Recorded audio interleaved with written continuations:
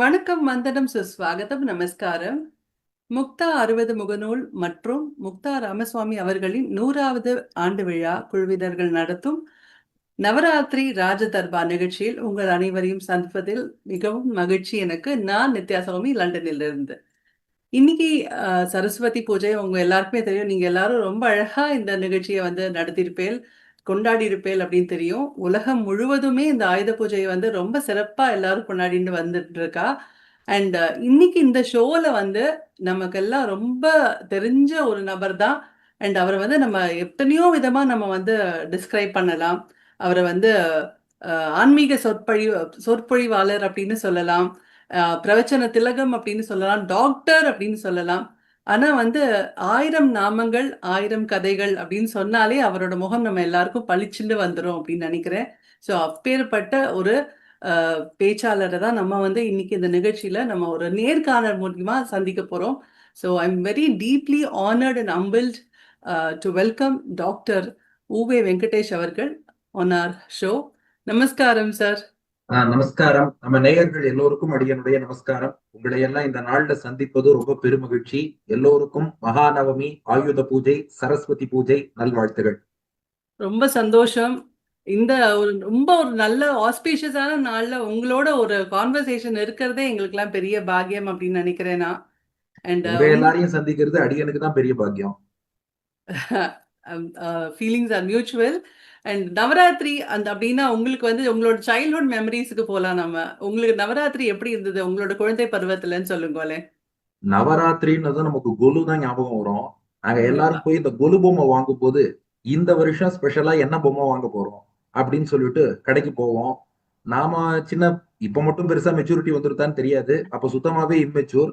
அதனால நாம விளையாட்டுத்தனமா ஏதோ ஒரு பொம்மையை வாங்குறேன்னு அடம்பிடிப்பேன். எங்க அப்பா அம்மா சொல்லுவா, இதை வாங்கிட்டு வச்சுன்னு என்னடா பண்றது, பிரயோஜனமா பொம்மை வாங்கணும், செட்டா வாங்கணும், ஒரு சுந்தரகாண்ட செட் அல்லது ஒரு கிருஷ்ணாவதார செட், ஒரு கிருஷ்ண லீலை செட், அந்த மாதிரி வாங்கணும்னு அவ சொல்லுவா. அதெல்லாம் அப்போ அந்த மெச்சூரிட்டி இல்ல. இப்பதான் பல்வேறு குழுவெல்லாம் பார்க்கும்போது பொதுவா நாம என்ன நினைக்கிறோம், நம்முடைய சனாதன தர்மம் இந்த பண்டிகைகள் இதெல்லாம் குறைஞ்சுடுத்தோன்னு நினைக்கும் போது நவராத்திரி மட்டும் with all bomb and Splendor ரொம்ப நன்னா கொண்டாடுறா. மேலும் குரு பார்த்தா நாங்க சின்ன வயசுல எப்படி எல்லாம் குரு வைப்போமோ, சும்மா எங்க ஆத்துல ஒரு சின்ன சாதாரண ஒரு டேபிள் போட்டு அதுல ஒரு 3 வரிசைகள்னு குரு வச்சிருப்பா. இப்ப பார்த்தா ஒவ்வொரு ஆத்துலயும் ஒரு 7 படி 9 படி எல்லாம் வச்சு பாகுபலியை மிஞ்சற அளவுக்கு கொலுதான் இப்பெல்லாம். இல்ல அவ்வளவு ஒரு பிரம்மாண்டமாக இல்ல ஏதோ ஒரு வழியில நம்முடைய பாரம்பரியம் அடுத்த தலைமுறைக்கு போறதுன்னா நம்ம உண்மையிலேயே சந்தோஷப்படணும். அந்த மாதிரி ஒவ்வொன்றும் ஒரு செட்டு.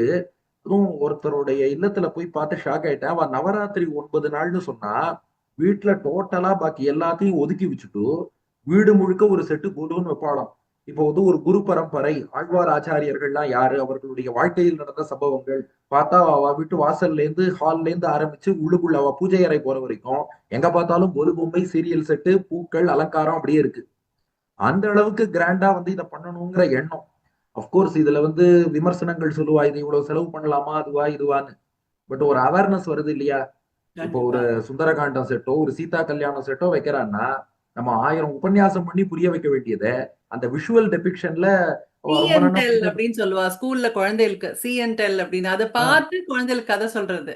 இப்போ உபன்யாசத்துக்கே பவர் பாயிண்ட் பிரசன்டேஷன் போட்டாதான் புரியுதுங்கிறா. ஆமா, கரெக்ட். அந்த வகையில இப்போ ஒரு நல்ல அவேர்னஸ். அடுத்தது இப்போ அந்த காலத்துல எல்லாம் இவ்வளவு தூரம் கார் இவ்வளவு எல்லாம் கிடையாது.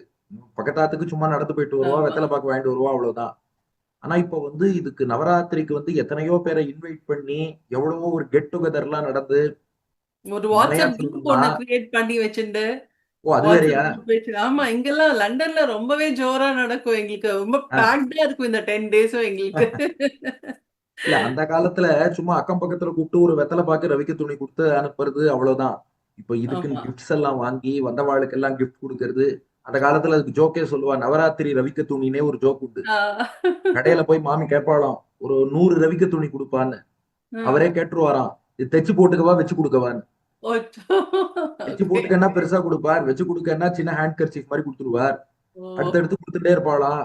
அதை அவாத்துல பிரிச்சு பாப்பா, ஏதோ தைச்சு போடுற மாதிரி கொடுத்துருக்காளோன்னு. பிரிச்சு பார்த்தா இத்தனோட்டுக்கு ஸ்கூலுக்கு எழுதுற லீவ் லெட்டர் மாதிரி இருக்கும். இதை தைச்செல்லாம் கொடுத்துருவா. கடைசியா சரஸ்வதி பூஜை அன்னைக்கு நம்மாத்துக்கே இது வந்துடும். அதுதான் ரொட்டேஷன்லயே வந்துட்டு அது இருக்கோம். அது அந்த கால ஜோக்கு. ஆனா இப்ப அப்படி இல்ல. எல்லாருக்கும் பாருங்க ரிட்டர்ன் கிஃப்ட்ஸ் எல்லாம் அவ்வளவு பிரம்மாண்டமா கொடுத்துட்டு இருக்கா. அதனால Yeah. வந்து நம்ம ஒரு பக்கம் தீபாவளி கொண்டாட்டம் எல்லாம் குறைஞ்சிடுதுன்னு யோசிக்கிறோம். நவராத்திரி வந்து with all bomb and Splendor ரொம்ப கோலாகலமாக பிரம்மாண்டமாக கொண்டாடப்படுகிறதுங்கிறது ஒரு வகையில சந்தோஷம். Very nice, very nice. உங்களோட ஸ்கூலிங்லாம் எங்க பண்ணேன் நீங்க? நான் கும்பகோணத்துல ஏஆர்ஆர் மெட்ரிகுலேஷன் ஸ்கூல்ல படிச்சேன். ஒரு ஆ. சாதாரண மிடில் கிளாஸ் ஃபேமிலி. இப்பவும் மிடில் கிளாஸ் தான். சாதாரண ஸ்கூல்ல எப்படி படிப்போமோ எல்லார போல அடியனும் படிச்சேன். நீங்க ஸ்கூல்ல நீங்க வந்து டாப் செட்ல இருப்பேல்ல நீங்க outstanding last student. Bench. Last bench candidate நீங்க இப்ப ஃபர்ஸ்ட்ல வந்துட்டே நீங்க. லேட்டா வந்தாலும் லேட்டஸ்ட் மாதிரி. அது ஹைட்டா இருக்கிறதுனால லாஸ்ட் பெஞ்சில் உட்கார வச்சா. ஆ. ஸ்கூல்ல படிக்கும் போதே எப்போதும் ஃபர்ஸ்ட் ரேங்க் வாங்குறதுங்கிறது வழக்கம். மெயினான ஓ. ரீசன் என்னன்னா செகண்ட் ரேங்க் வந்தாலே எங்க அப்பா திட்டுவார். சில வீட்டுல சொல்லுவா இல்லையா, மேக்ஸ்ல 99 மார்க் வாங்கினா வாங்கின 99 பத்தி பேச மாட்டான், அந்த ஒரு மார்க் எங்க ஒரு போச்சுன்னு அதை மார்க்க பத்தி தான் பத்தி கேள்வி தான். கேட்பாங்க. அந்த ஆமா. மாதிரி ஃபேமிலி. அதனால வந்து அந்த பயத்திலேயே வந்து எல்லாத்துலயும் ஃபர்ஸ்ட் மார்க் எப்படியாவது வாங்கணும்னு சொல்லிட்டு முடி அடிச்சுன்னு வாங்குறது. அது ஒரு பக்கம் உண்டு. டிஸ்ட்ரிக்ட் ரேங்க் எல்லாம் வாங்கினேன். இல்லைன்னா வாவ்! மெடிக்கல் சீட் கிடைக்காது. கரெக்ட். மெரிட்ல எம்பிபிஎஸ் சீட் வாங்கினேன். வெரி இந்த குட். பக்கம் வந்து ஸ்கூல்ல வந்து சிக்னிபிகண்டா ஏதாவது முன்னேற்றம்னு சொல்லணும்னா 9th ஸ்டாண்டர்ட் படிக்கும்போது எங்க ஸ்கூல்ல என்ன சொன்னா, டெய்லி யாராவது ஒருத்தர் ஸ்கூல் பிரேயர்ல பகவத்கீதையில இருந்து ஒரு ஸ்லோகம் சொல்லணும்னா.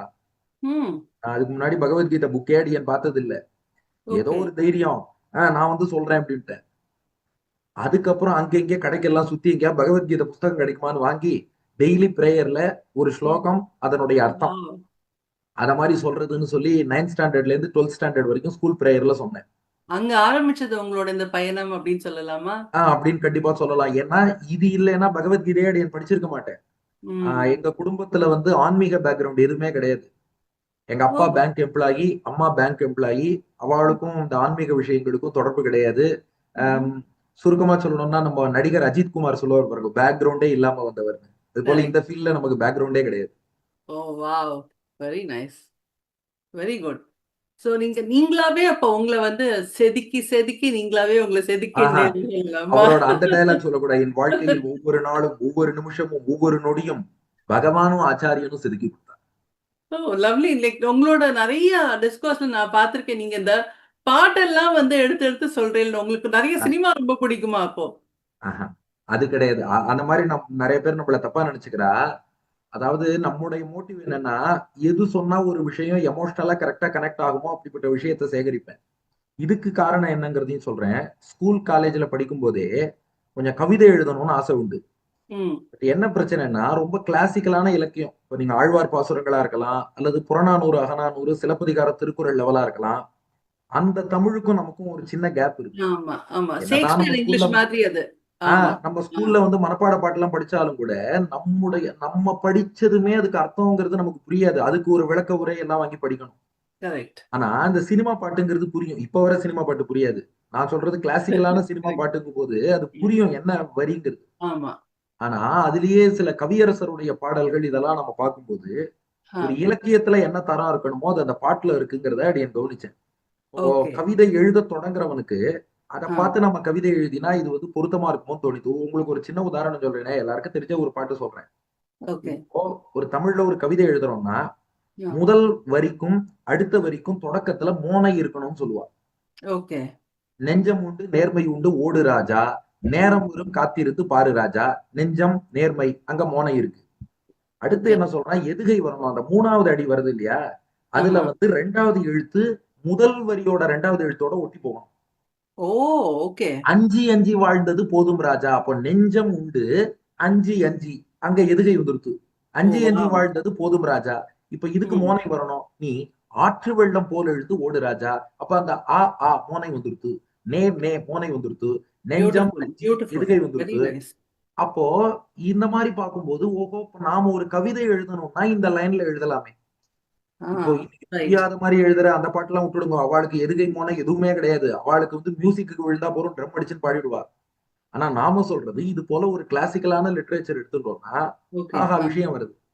ஓகே. மேற்கொண்டு இந்த உபன்யாசம் எல்லாம் பண்ண வந்தது. அந்த கதை நீங்களே அப்புறம் கேட்பேள். உபன்யாசம் எல்லாம் பண்ண வந்ததுக்கு அப்புறம் என்ன தோணித்துன்னா, ஒரு பாட்டு சொன்னோம்னா, ம். இந்த மாரி தரமுள்ள பாட்டு அடியேன் என்னைக்குமே தரம் இல்லாத பாட்டு, விரசமான பாடல்கள்லாம் சொல்ல மாட்டேன். நம்ம வாயில அதெல்லாம் வராது. ஆனா as a piece of literature அது சொன்னா தப்பு இல்ல. அது திரைப்படத்துல கரெக்ட். வந்தது போனது அதெல்லாம் அப்புறம். as a piece true. of literature அது ஒரு எமோஷனை கன்வே பண்றதுன்னா அதை யூஸ் பண்ணலாம். உங்களுக்கு ம். நான் உதாரணம் சொல்றேன். ம். சுந்தரகாண்டத்துல ஹனுமான் இலங்கையில போய் சீதையை சந்திக்கிறார். ஆமா. ராமாயணம் பாடுறார், ராமனுடைய அடையாளங்களை சொல்றார், ராமனுடைய முத்திரை மோதிரம் கணையாழியை கொடுக்கிறார். அந்த ம். கணையாழியை பார்த்து சீதை எப்படி ஆனந்தப்பட்டார். இதை பல ரொம்ப. மகான்கள் வர்ணிச்சிருக்கா. அதெல்லாம் ரொம்ப வசதி, குறைவே இல்லை. டக்குன்னு ஒரு பாமரனுக்கு புரியும்படியாக இதை விளக்கணும்னா நான் ஒரு பாட்டு சொல்றேன். அந்த சீத்தை கணையாழியை பார்த்து எப்படி ஆனந்தப்பட்டாங்கிறது. சென்ற இடம் யாவும் நிழல் போல தோணுதே, அன்று சொன்ன வார்த்தை அலை போல மூடுதே, கணையாழி இங்கே, மணவாளன் அங்கே, காணாமல் நானும் உயிர் வாழ்வதெங்கே, கண்கள் இரண்டும் என்று உண்மை கண்டு பேசுமோ, காலம் இனிமேல் நம்மை ஒன்றாய் கொண்டு சேர்க்குமோ அப்படின்னு சொல்லிட்டா ஷார்ட் அண்ட் ஸ்வீட்டா இதுதான் எமோஷன் சொல்லி அந்த கூஸ் பம்ப்ஸ் வந்துடும் கேட்கறவாளுக்கு. கரெக்ட். அதனால இது கொஞ்சம் கன்வே பண்றதுக்கு ஈஸியா இருக்கு. அடியன் பர்சனலா வந்து கவிதைகள் இந்த பக்கம் போறதுக்கு இது கொஞ்சம் உதவியா இருந்தது. இதுல கொஞ்சம் மெல்ல மெல்ல தத்தி தத்தி இந்த எம்பிபிஎஸ் படிக்கிறதுங்கிற மாதிரி கொஞ்சம் அதான். இலக்கியத்துக்கு நம்ம தத்தி தத்தி கத்துன்னு வரணும்னா இப்படிப்பட்ட இந்த பாடல்கள் மூலம் கத்துனுட்டு அதுக்கப்புறம் ஒரு பேசிக் தமிழ் நாலேஜ் வந்ததுக்கு அப்புறம் தான் இன்னைக்கு ஆழ்வார் பாசுரங்களுக்கு எல்லாம் அர்த்தம் சொல்றேன். தி லாங்கஸ்ட் ரன்னிங் ஸ்பிரிச்சுவல் ப்ரோக்ராம்ங்கிறது நம்மளுதுதான். தினந்தோறும் திவ்ய இதுதான். பிரபந்தம்னு சொல்லிட்டு இருக்கேன். 11 வருஷ ப்ராஜெக்ட் அது. ஆமா. ஒரு நாளைக்கு ஒரு ஆழ்வார் பாசுரத்துக்கு அர்த்தம் சொல்றோம். அந்த அளவுக்கு போறோம்னா கொஞ்சம் அடிப்படைக்கு வந்து என்னால் நேரா வந்து அகநானூறு புறநானூறு வரைக்கும் போக முடியாது. அதனால கொஞ்சம் இது மூலமா தமிழ் கத்துட்டு அப்புறம் அகநானூறு புறநானூறு லெவலுக்கு போயிட்டு அதுக்கப்புறம் ஆச்சாரியன் அனுகிரகத்தால அந்த தமிழை வச்சு ஆழ்வார் பாசுரத்தின் அர்த்தத்தை புரிஞ்சுக்க அது நம்மளால ஆச்சாரியன் அனுகிரகம் பெருமாள் அனுகிரகம். பட் அதுக்கு ஒரு தமிழ் பேசிக் வேணும் இல்லையா? அதுக்கு இது கொஞ்சம் உதவியா இருந்தது.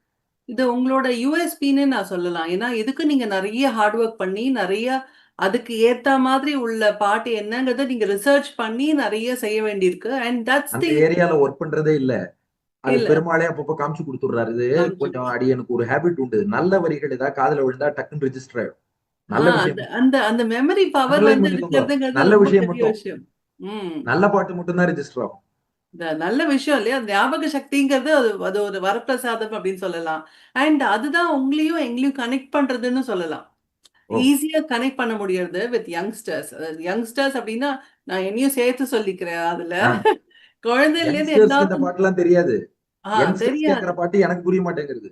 இருந்தாலும் த வே தட் நீங்க எக்ஸ்பிளைன் பண்றது யங்ஸ்டர்ஸ்க்கு ரொம்ப ஈஸியா புரியுறா ஓ போலவும் தேங்க்யூ இருக்கு அப்படிங்கிறதுக்கு சொல்ல வரேனா. தேங்க்யூ. அண்ட் இப்போ காலேஜ் வந்து இப்போ நீங்க நீங்க மெடிசன் படிக்கணும் அப்படின்னு தான் உங்களோட ஆசை. நீங்க அதுக்கு தான் படிச்சிருக்கேன். எப்பவுமே டாப் கிளாஸ் ஸ்டூடெண்டா இருந்திருக்கேன். ஸோ மெடிசன் மெடிசின் படிக்கிற படிக்கணுங்கிறது சமயத்தெல்லாம் வந்து மெடிசின் படிக்கிறதுங்கிறது ஒரு பெரிய கதை. எங்க ஆத்துல எப்படின்னா, எங்க பெரியப்பா ஒருத்தர் சுகர் பேஷண்ட், எங்க அத்தை ஒருத்தர் வந்து ஹார்ட் பேஷண்ட், அப்புறம் பாட்டி வந்து கொஞ்சம் முடியாம ஆஸ்துமா பேஷண்ட். இப்படி நிறைய பேஷண்ட் இருந்தா. ஒருத்தர் ஒரு ஒரு டாக்டர்கிட்ட போயிட்டு இருந்தா. அவ நீங்க கொஞ்சம் எல்லாரும் கூட்டி பேசி ஒரு பேஷன்ஸாவே முடிவு இருந்தேன் எடுத்தா. நம்ம எல்லாத்துக்கும். வீட்டுக்குள்ளேயே ஒரு டாக்டர் இருந்தா எல்லாரையும் அவன்கிட்டயே காமிச்சிடலாம்னு சொல்லி போய் சேர்த்துச்சு. கரெக்ட். புரியுது. சோ இல்ல நான் எந்த கேட்க வந்தேன் அப்படின்னா, நீங்க அஹ் மெடிசின் படிக்கிற சமயத்துல உங்களுக்கு இந்த மாதிரி லைன்ல நம்ம போவோம் அப்படின்னு ஒரு தாட் இருந்ததா உங்களுக்கு? இல்ல மெடிக்கல் காலேஜுக்குள்ள போகும்போது தாட் கிடையாது. நான் சொன்னேன் இல்லையா, ஒரே ஒரு எக்ஸ்போஷர் எதுன்னா அந்த பகவத்கீதை ஸ்கூல் ப்ரேயர்ல சொன்னதுதான். மத்தபடி நார்மல் ஃபேமிலி ஏதாவது வெக்கேஷன்னா கூட ஊட்டிக்கா கொடைக்கானலா எங்க போலான்னு யோசிக்கிற ஃபேமிலி தானே ஒழிய மத்தபடி ஸ்ரீரங்கம் போலாமா திருப்பதி போலாமான்னு யோசிக்கிற ஃபேமிலி கிடையாது. ஆனா மெடிக்கல் காலேஜ் போனதுக்கு அப்புறம் எனக்கே ஒரு ஆர்வம் வந்தது இதெல்லாம் கத்துக்கணும் படிக்கணும்னு. அப்போ எங்க ஆப்தமாலஜி ப்ரொஃபசர் ஒருத்தர், அவர் 2 3 புக்ஸ் கொடுத்து இதை படினார். படிக்க ஆரம்பிச்சேன். கொஞ்சம் கொஞ்சமா அந்த சைடு வந்து நமக்கு இன்ட்ரெஸ்ட் அப்படியே கூட வந்துட்டே இருந்தது. அந்த இன்ட்ரெஸ்ட்ல அடியேனா கொஞ்சம் படிக்கணும் படிக்கணும்னு சொல்லிட்டு ஆரம்பிச்சு சில புக்ஸ் எல்லாம் வாங்க ஆரம்பிச்சேன். அது நம்ம மாத்துல கண்டிஷன் போடுவா, நீ எக்ஸாம்ல இந்த மார்க் வாங்கினாதான் புக்கு வாங்கி தருவேன்.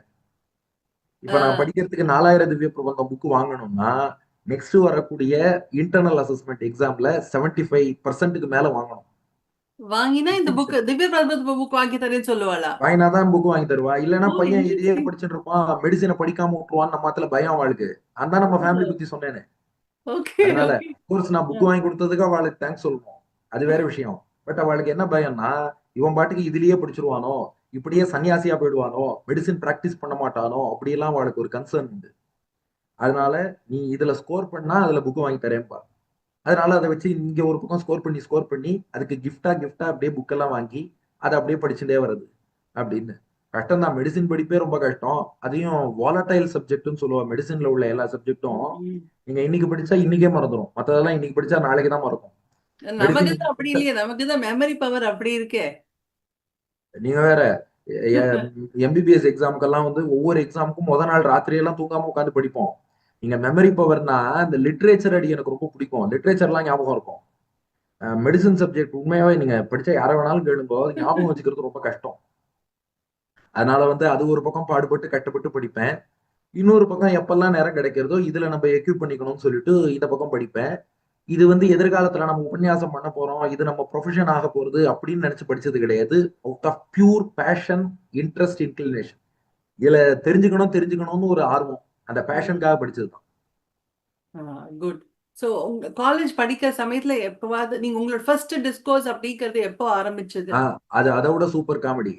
ஆ. நமக்கு டீச்சிங்னா ரொம்ப பிடிக்கும். எல்லாமே உங்களுக்கு காமெடியா போயிடுது உங்களுக்கு. இல்ல மேடம், லைஃப் வந்து ஜாலியா சீரியஸான எடுத்து. டிஸ்கோர்ஸ் கேக்குறேன் நான். இல்ல நான் இது சீரியஸாவே பதில் சொல்றேன். சீரியஸான விஷயத்தையும் நம்ம ஜோவியலா எடுத்துட்டு போயிட்டோம்னா ஒன்றும் பிரச்சனை இல்லை. ஆல்வேஸ் டேக் இட் ஈஸின்னு போயிடலாமே. Very nice. தேவையில்லாம எல்லாத்துக்கும் எதுக்கு சீரியஸா எடுத்துக்கணும். அதாவது எனக்கு டீச்சிங்னா ரொம்ப பிடிக்கும். இந்த மெடிக்கல் காலேஜ்ல என்ன பண்ணுவா, அந்த செகண்ட் இயர்ல எல்லாம் கேஸ் கேஸ் டேக்கிங்னு சொல்லி வார்டுல பேஷண்ட் பக்கத்துல நிக்க வச்சிருவா எல்லாரையும். பேஷண்டோட கேஸ் ஹிஸ்டரி, எக்ஸாமினேஷன் எல்லாம் எழுதிருவோம். எழுதினாலும் அந்த ஸ்டூடெண்ட் கார்த்தால 1 மணி வரைக்கும் அங்கதான் நிக்கணும். ஓகே. இதெல்லாம் நமக்கு தண்டனை மாதிரி. கார்த்தால 7:30 மணிக்கு அங்க போயாச்சுன்னா 1 மணி வரைக்கும் நீ அங்கதான் நிக்கணும். வார்டுல எங்கேயும் உட்காந்துடக்கூடாது. இப்படிலாம், அதாவது தண்டனைன்னு சொல்ல வரல, அப்படிலாம் கட்டப்பட்டாதான் அவன் படிப்பான் அப்படின்னு ஒரு சிஸ்டம் வச்சிருக்கா. அப்ப அந்த மத்த பசங்க எல்லாம் என்ன பண்ணுவான், அதான் கேஸ் எடுத்து முடிச்சாச்சு, டேய் நீ எங்களுக்கு ஏதாவது சொல்லி கொடுறா, நாங்க மத்தியானம் ஏதாவது கிளாஸ் இருக்கும் அல்லது வேற ஏதாவது எக்ஸாம்ஸ் வரும், அதனால ஏதாவது சொல்லி கொடுறான்னு ஃப்ரெண்ட்ஸ் எல்லாம் கேட்பான். அப்ப நான் என்ன பண்ணுவேன்னா உங்களுக்கு கிளாஸ் எடுப்பேங்க. நான் சொல்லி தரத கேட்டா நெக்ஸ்ட் வரக்கூடிய எக்ஸாம்ல புக்கே படிக்காம நான் சொல்லி தந்த நோட்ஸை வச்சே அவன் எழுதி நல்ல மார்க் வாங்கிடுவான். வாவ். ஓகே. அந்த ஒரு என்னோட டேலண்ட் சூப்பரா மார்க் உங்களுக்கு என்னோட நிறைய மார்க் அப்போலருந்தே வாங்குவான். வளர்த்துட்டு நீங்க அத டீச் பண்ணி உள்ள இல்ல அந்த அதுல டேலண்ட். ரவிஸ்னாவா என்னோட நிறைய மார்க் வாங்கிடுவா. நான் யாருக்கெல்லாம் சொல்லி கொடுத்தேனோ அவ என்னோட நிறைய மார்க் வாங்கிடுவா. என்ன அவள் ரீசன் சொன்னது என்னன்னா, நீ சொன்னது ஈஸியா கிராஸ் பண்ணிக்க முடியாது. கரெக்ட். பாயிண்ட் பை பாயிண்டா சொல்லுவேன். சில நிமோனிக் சொல்லுவேன். இப்படி எல்லாம் ஞாபகம் வச்சுக்கோ. இப்போ ஒருத்தனுக்கு வயிறு வீங்கி இருக்குன்னு வச்சுக்கோங்களேன். வயிறு ஏன் வீங்குறது அப்படின்னா எஃப் ஞாபகம் வச்சுக்கோ. ஃபேட் இருந்தாலும் வயிறு வீங்கும். ஃபுட் அடைச்சுட்டு இருந்தாலும் வயிறு வீங்கும். அதுக்கப்புறம் பிளாட்டஸ், கேஸ் ஜாஸ்தியா இருந்தாலும் வயிறு வீங்கும். ஃபீட்டஸ், பிரெக்னெண்டா இருந்தாலும் வயிறு வீங்கும். ஃப்ளூயிட், வயத்துல ஃப்ளூயிட் இருந்தாலும் வயிறு வீங்கும். எஃப்னு சொல்லுவேன். அந்த எஃப் வச்சு ஞாபகம் வச்சுன்னு எழுதிடுவோம். இந்த மாதிரி எல்லாம் சொல்லி கொடுக்குற அந்த டீச்சிங் இது இருந்ததுனால எனக்கு நேச்சுரலா இது கன்வே பண்றது இதெல்லாம் வந்து நல்லாவே ஒர்க் அவுட் ஆச்சு. அந்த மாதிரிதான் எல்லாருக்கும் சொல்லிட்டு வந்தேன். அதே சமயம் ஸ்பிரிச்சுவாலிட்டியும் படிச்சுன்னு வரேன். உங்களுக்கு சொன்னேன் இல்லையா, இந்த பக்கம் புக் வாங்கி படிச்சுட்டே வரேன், இந்த பக்கம் டீச்சிங்லயும் வந்து இந்த மாதிரி ஒரு நாவல் வேஸ் இதெல்லாம் சொல்லிட்டே வரேன். இது ரெண்டும் ஒரு பாயிண்ட்ல வந்து மீட் ஆச்சு. எப்போன்னா நான் ஊருக்கு வந்திருந்தேன் லீவுக்கு, வெக்கேஷனுக்கு. அப்போ பக்கத்து வீட்டு பையன் ஒருத்தனை கூப்பிட்டு வச்சு ஒரு ஸ்லோகம் சான்ஸ்கிரிட்ல, அந்த ஸ்லோகத்துக்கு அவனுக்கு அர்த்தம் சொல்லிட்டு இருந்தேன். அதை வந்து எங்க அம்மா பார்த்துட்டு, ஐயோ பையன் இவ்வளவு நன்னா சொல்றானே அப்படின்னு சொல்லிட்டு, நாச்சியார் கோவில்ல கண்ணன் பட்டாச்சாரியார்னு ஒரு அர்ச்சகர், அவர்கிட்ட போய் சொன்னா, என் பையன் நன்னா இதுக்கெல்லாம் அர்த்தம் சொல்றான், ஏதாவது உபன்யாசம் அந்த மாதிரி பண்ணலாமா அப்படின்னு கேட்கவும், ஓகே கல்கருட சேவையிலேயே பண்ணலாமே, த வேர்ல்டு ஃபேமஸ் கல்கருட சேவை. அங்க வந்து அடி எனக்கு 20 வயசு இருக்கும்போது முதல் உபன்யாசம் நாச்சியார் கோவில்ல கல்கருட சேவையில. ஆனா நமக்கு என்னன்னா அந்த பேக்ரவுண்ட்லாம் ஒன்றும் கிடையாது. என்ன தலைப்புன்னு கேட்டா என்ன சொல்றதுன்னு தெரியல, ராமாயணம்னு போட்டுருங்கோன்னு. ராமாயணம்னு போடுறதா? அந்த பட்டாச்சாரே கேட்டார் பார், ராமாயணம்னா அதுல ஒரு ஜட்டாயு மோட்சம், சபரி மோட்சம், சுந்தரகாண்டம், சீதா கல்யாணம் சொல்லணும். பொதுவா ராமாயணம் கிரியே. நான் சொன்னேன் இல்ல 1 மணி நேரத்துக்குள்ள ராமாயணத்தை முழுசா சொல்லிடுறேன்னு சொல்லிட்டு தெரிஞ்சதை வச்சுட்டு 1 மணி நேரத்துல ராமாயணம் சொல்லி ஆரம்பிச்சேன். இப்படித்தான் இந்த டிஸ்கோர்ஸ்ங்கிறது ஆரம்பிச்சது. செகண்ட் ஒண்ணு என்னன்னா, இந்த மாதிரி நாம சொல்றதை எங்க ப்ரொஃபசர் ஒருத்தர் கவனிச்சார், பீடியாட்ரிக்ஸ் ப்ரொஃபசர். அவர் என்ன பண்ணார், சாயந்தரம் என் கிளினிக் வரணும், நீ டெய்லி எனக்கு ஒரு ஸ்லோகம் அர்த்தத்தோட சொல்லி தரணும்னார். நானே அப்பதான் தட்டு மாதிரி சான்ஸ்கிரிட் கத்துன்னு இருக்கேன். அதுக்கு முன்னாடி நமக்கு சான்ஸ்கிரிட் ரொம்ப தெரியாது. கொஞ்சம் இந்த மாதிரி இதுக்காக புக் எல்லாம் வாங்கி 30 நாளில் சம்ஸ்கிருதம் இப்படி எல்லாம் புக் வாங்கி அப்படிதான் கத்துக்காரு. நீங்களாவே கத்துண்டதுதான் சான்ஸ்கிரிட் போனாதான். அதுக்கப்புறம் ஆனா இப்ப வந்து எங்க ஆச்சாரியன் அனுப்புறோம். இது காலேஜ் எல்லாம் முடிச்சதுக்கு அப்புறம் எங்க வில்லூர் சுவாமி கருணாகராச்சார சுவாமிகிட்ட ப்ராப்பரா ஸ்ரீபாஷி எல்லாம் கத்துட்டு அவர்கிட்டேருந்து வந்த சம்ஸ்கிருத ஞானம் அது ப்ராப்பரா வந்தது. இது இம்ப்ராப்பரா கத்துண்டது, இன்ஃபார்மலா கத்துண்டது. இதெல்லாம் கொஞ்சம் தடுமாறி சுக்குமி, லகுதி, பிலி அப்படியெல்லாம் சம்ஸ்கிருதம் கத்துட்டு இருந்த சமயம் அவர் என்ன பண்ணார், நீ கத்துக்கிறதோட சேர்த்து எனக்கும் கத்துக்கூட்டு டெய்லி கிளினிக் வாங்குவார். சாயந்தரம் என்ன பண்ணுவேன்னா, காலேஜ் எல்லாம் முடிச்சுட்டு 7 மணிக்கு அவர் கிளினிக் போவேன். அங்க போய் அவருக்கு ஏதாவது ஒரு ஸ்லோகம், அந்த ஸ்லோகத்துக்கு நான் அர்த்தம், நான் அதுக்கு உட்காந்து ஒர்க் பண்ணணும். இதுக்கு என்ன அர்த்தம் எல்லாத்தையும் அங்க தேடி பல புஸ்தகங்களை ரெஃபர் பண்ணி ஆன்லைன்லாம் ரெஃபர் பண்ணி அதை போய் அவருக்கு சொல்லி கொடுத்துட்டு வருவேன். காலேஜ்ல நான் உனக்கு ப்ரொஃபசர், கிளினிக்ல நீ எனக்கு ப்ரொஃபசர் அப்படின்ட்டார். இப்படிதான் கொஞ்சம் கொஞ்சமா உபன்யாசம் ஆரம்பிச்சு. பரவாயில்ல. உங்களோட ப்ரொஃபசர்ஸ்லாம் உங்களுக்கு நல்ல ஹெல்ப்ஃபுல்லா இருந்திருக்கு. அண்ட் அவளுக்கும் இந்த ஒரு எல்லாரும் இல்ல, ஒரு 2 or 3 people. 2, 3 பேரா இருந்தாலுமே இந்த ஒரு ஆ, விஷயத்துல இவ்வளவு நாலேஜபிளா அவளுக்கு வந்து அவளும் இருந்திருக்கா, ஆ, உங்களையும் என்கரேஜ் பண்ணியிருக்கா. அது ஒரு நிச்சயமா நிச்சயமா பெரிய எப்போதுமே விஷயம். நம்ம டீச்சர்ஸ்க்கு நன்றி சொல்லித்தானே ஆகணும். எஸ், டெஃபினட்டா. கண்டிப்பா. அண்ட் அதே மாதிரி இன்னொன்னு கேட்கணும். உங்க ஃபேமிலி பத்தி கொஞ்சம் சொல்லுங்களேன். எங்க அப்பா அம்மா வந்து bank employees, retired, both are retired. Wife வந்து ஹவுஸ் ஒய்ஃப், நம்ம யூடியூப் சேனல்லாம் அவ தான் பாத்துக்கிறா. ஓகே. குழந்தை அவளுக்கு வந்து இப்போ 4 வயசு ஆகுது, எல்கேஜி படிச்சுட்டு இருக்கா. எல்லாரும் கும்பகோணத்துல தான் இருக்கோம். நம்மள யார் பார்த்தாலும் ஸ்டாண்டர்டா 3 கேள்வி கேட்டுடுறா. நீங்க சென்னையில எந்த ஏரியால இருக்கீங்க? நாம பதில், நான் சென்னையிலேயே இல்ல, கும்பகோணத்துல இருக்கேன். செகண்ட் கொஸ்டின், மெடிசின்ல இருந்த உங்களுக்கு எப்படி ஸ்பிரிச்சுவாலிட்டியில திடீர்னு நாட்டம் வந்தது? நீங்களே கேட்டிருப்பீங்க, எப்படி நான் வந்தது கேட்டுட்டேன் அது. தெரியாது. அதெல்லாம் பெருமாள் அனுகிரகம். 3வது ஒரு கேள்வி கேட்பா, நீ எப்படி 2யும் பேலன்ஸ் பண்றேன்னு. நாங்க பேலன்ஸே பண்ணல. அது பின்னாடி சொல்றேன். Very good. நீங்க அந்த கேள்வி நான் கேட்க மாட்டேன். பட் நீங்களே அது வந்து சொல்றேன்னு இல்ல வேற இல்ல, நீங்க அது நான் சொல்றேன் சொல்லிட்டீங்க. கண்டிப்பா. ஓகே. அட்லீஸ்ட் இத கேட்டுட்டு இனிமே அந்த கேள்வி வராம இருக்கும் இல்லையா? அது ரொம்ப ரெடண்டன்ட் கொஸ்டினா போச்சு. ஏதாவது ஒரு கரெக்ட். ஆர்குமெண்ட், ஒரு கான்வர்சேஷன் ஸ்டார்ட் பண்ணணும்னா நேரா அங்க போயிடுறா. டெஃபினெட்லி. நான் வந்து இப்போ உங்கள வந்து உங்களோட ஒரு கான்வர்சேஷன் இருக்கு அப்படின்னு சொன்ன உடனே வந்து ஆ, நெறைய பேர் நெறைய விதமா ஏன்னா ஒரு காற்றுள்ள போதே தூற்றிக்கொள் அப்படிங்கிற போல அப்ப அவர் கிடைச்சிட்டாருன்னா நம்ம நெறைய இருக்கிற டவுட்ஸ் எல்லாம் கேட்டுடணும் அப்படின்னு நெறைய பேர் கொஸ்டின்ஸ் எல்லாம் கேட்டிருந்தா. ஆ, ஸோ அதுல வந்து உங்கள நமக்கு உள்ள டைம் ரொம்ப கம்மி தான் இப்போ. ஸோ அதனால ஓகே, அதுல எவ்வளோ முடியுமோ அந்த விஷயங்கள் நம்ம வந்து இப்ப பேசி தெரிஞ்சுக்கலாம் அப்படின்னு ஆசைப்படுறேன். அதுல சில கொஸ்டின்ஸ மட்டும் நான் கேட்கிறேன். உங்களால முடிஞ்சது பிரீஃபா நீங்க ஆன்சர் பண்ணிடலாம் போதும். Okay, sure sure. அதுல வந்து ஒருத்தர் கேட்டிருக்கா அந்த மாதிரி இந்த யுகங்கள் மாறுறது இல்லையா? அந்த யுகங்கள் மாறுறதுங்கிறது நமக்கு எப்படி தெரிய வரும் அப்படின்னு கேக்குறா. அதாவது இப்போ நமக்கு பெரிய பெரிய பேரழிவுகள்லாம் வந்தது. சுனாமி ஆ, வந்தது. இப்போ கொரோனா வந்தது. இப்ப ம், எப்படி எல்லாம் வந்து மாஸ் டிஸ்ட்ரக்ஷன்ஸ்லாம் ஆச்சு. இதுதான் வந்து யுகங்கள் மாறுறதோட வந்து ஒரு தாத்பரியமா? இல்ல நமக்கு தெரியாம அதுவே மாறிடுதா? இல்ல எப்படி நடக்கிறது அது? What is okay. ஹேப்பனிங் அப்படின்னு கேக்குறா. அதாவது ஒவ்வொரு யுகமும் பூர்த்தி ஆகும்போது ஒரு பிரளயம், அழிவுங்கிறது வராது. ம். அதாவது இப்போ ஒரு சதுர்யுகம்னு சொல்றோம். கிருத்தயுகம், திரேதாயுகம், துவாபர யுகம், கலியுகம் 4ம் சேர்ந்தா ஒரு சதுர்யுகம். அந்த ஒரு சதுர்யுகம்ங்கிறது 43,20,000 வருஷம். ம். அதுல கலியுகம்ங்கிறது 1/10, 4,32,000 வருஷம். ம். இப்ப நாம இருக்கிற கலியுகத்துல 5,000 வருஷம் தான் பூர்த்தி ஆயிருக்கு. ஓ! இந்த கலியுகத்திலேயே இன்னும் 4,27,000 வருஷம் இருக்கு. ம். அப்படியே இந்த கலியுகம் பூர்த்தியாகி நெக்ஸ்ட் சைக்கிள் கிருத்தயுகம் வந்தாலும் அப்ப பிரளயம் வராது. ம். பிரளயம்ங்கிறது எப்போ வரும்னா, இந்த ஒரு சைக்கிள் சொல்றோம் இல்லையா, கிருத்த திரேதா துவாபர கலி, 43,20,000 இயர்ஸ். இது போல 1000 சைக்கிள் பூர்த்தியானாதான் ஒரு பிரளயம். ஓ! 1000 சதுர்யுகங்கள் முடிஞ்சாதான். டாக்டர்லாம் மேக்ஸ்ல வீக்கும்பா, நீங்க கால்குலேட் பண்ணிக்கோங்க. 43,20,000 இன்டூ 1000, அத்தனை வருஷங்கள். அது முடிஞ்சாதான் ஒரு பிரளயம். அதுக்கப்புறம் மீண்டும் உலகம் படைக்கப்படும். அதனால இப்போ வரக்கூடிய இந்த அழிவுகள் இதெல்லாம் வந்து சின்ன சின்ன அழிவு. இதெல்லாம் வந்து தாபத்ரயம்ங்கிற கேட்டகரியில வைப்பா. ஆத்தியாத்மிகம்னா இந்த உலகத்துல இருந்தாலே உடல் ரீதியான கஷ்டங்கள்ங்கிறது வரும். இப்ப இந்த கோவிட் இதெல்லாம் சொல்றோம் பாருங்க. டயபெட்டிஸோ, ம். ஹைப்பர் டென்ஷனோ, மூட்டு வலியோ. இந்த உலகத்தில் வாழும் போதே இது போல உடல் ரீதியான கஷ்டங்கள் வரும். அதுக்கு ஆத்தியாத்மிகம்னு பேரு. ஆதி பௌத்திகம்னு புழு, பூச்சி, இந்த பிராணிகள் இவற்றினால சில கஷ்டங்கள் வரும். அதுக்கு ஆதி பௌத்திகம்னு பேரு. 3வது ஆதி தெய்வீகம்னு பேரு. அதாவது நேச்சுரல் போர்சஸ், தேவர்கள் கண்ட்ரோல்ல உள்ள ஒரு புயல், வெள்ளம், சுனாமி, எர்த்குவேக். ஆமா. பூகம்பம், ம். இதெல்லாம் வரதுக்கு ஆதி தெய்வீகம்னு பேரு. இதெல்லாம் நடுவுல வந்து போயிட்டு தான் இருக்கும். இது பிரளயம் கிடையாது. டோட்டல் உலக சிருஷ்டிங்கிறதே மொத்தமாக கிராஸ் ஃபார்ம்ல இருந்து சட்டில் ஃபார்முக்கு மாறும். மேக்ரோல இருந்து மைக்ரோக்கு மாறும். ஸ்தூல நிலையில இருந்து சூக்ஷ்ம நிலைக்கு மாறும். அதுதான் பிரளயம். மீண்டும் சூக்ஷ்மமா இருக்கிறது ஸ்தூலமா மாறும். அதுக்கு சிருஷ்டி. மைக்ரோல இருந்து மேக்ரோவுக்கு மாறினா அது படைப்பு. மேக்ரோ ஃபுல்லா மைக்ரோவானா அது பிரளயம். அது வந்து இப்போதைக்கு கிடையாது. ஸோ இப்போதைக்கு நம்மளும் வந்து பயப்பட வேண்டாம். இப்ப எதுவும் ஆகப்போறது நாம கிடையாது. யாரும் பயப்பட வேண்டாம். கல்கி அவதாரத்துக்கு இன்னும் 4,27,000 வருஷம் இருக்கு. அதுக்குள்ள ஆச்சாரியன் அனுகிரகத்தால நாமே மோட்சம் போயிடலாம். Very nice. Very good. Happy to know that. Um இப்போ இது ஆக்சுவலா ரெண்டு விதமா பார்க்கலாம் இந்த கொஸ்டினை. இப்ப மகாபாரதத்திலேயே எடுத்தினாலும் இப்ப வந்து ரெண்டு அவதாரமும் சேர்ந்து இருக்கு. கிருஷ்ண அவதாரம், பலராம அவதாரம் இருக்கு. நம்ம நிறைய கிருஷ்ண அவதாரம், கிருஷ்ண லீலைகள் அப்படி நிறைய அது கிருஷ்ணரை பத்தியே நம்ம நிறைய ஆஹ் கேட்கிறோம்.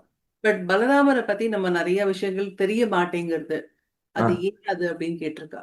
ஏன்னா சுவாமி வேதாந்த தேசிகன் தசாவதார ஸ்தோத்திரத்துல பதில் சொல்றார். க்ஷீரம் சர்க்கர ஏவ யாபிர் அபிருதக் பூதா பிரபூதைர் குணைஹி அப்படின்னு ஒரு ஸ்லோகம்.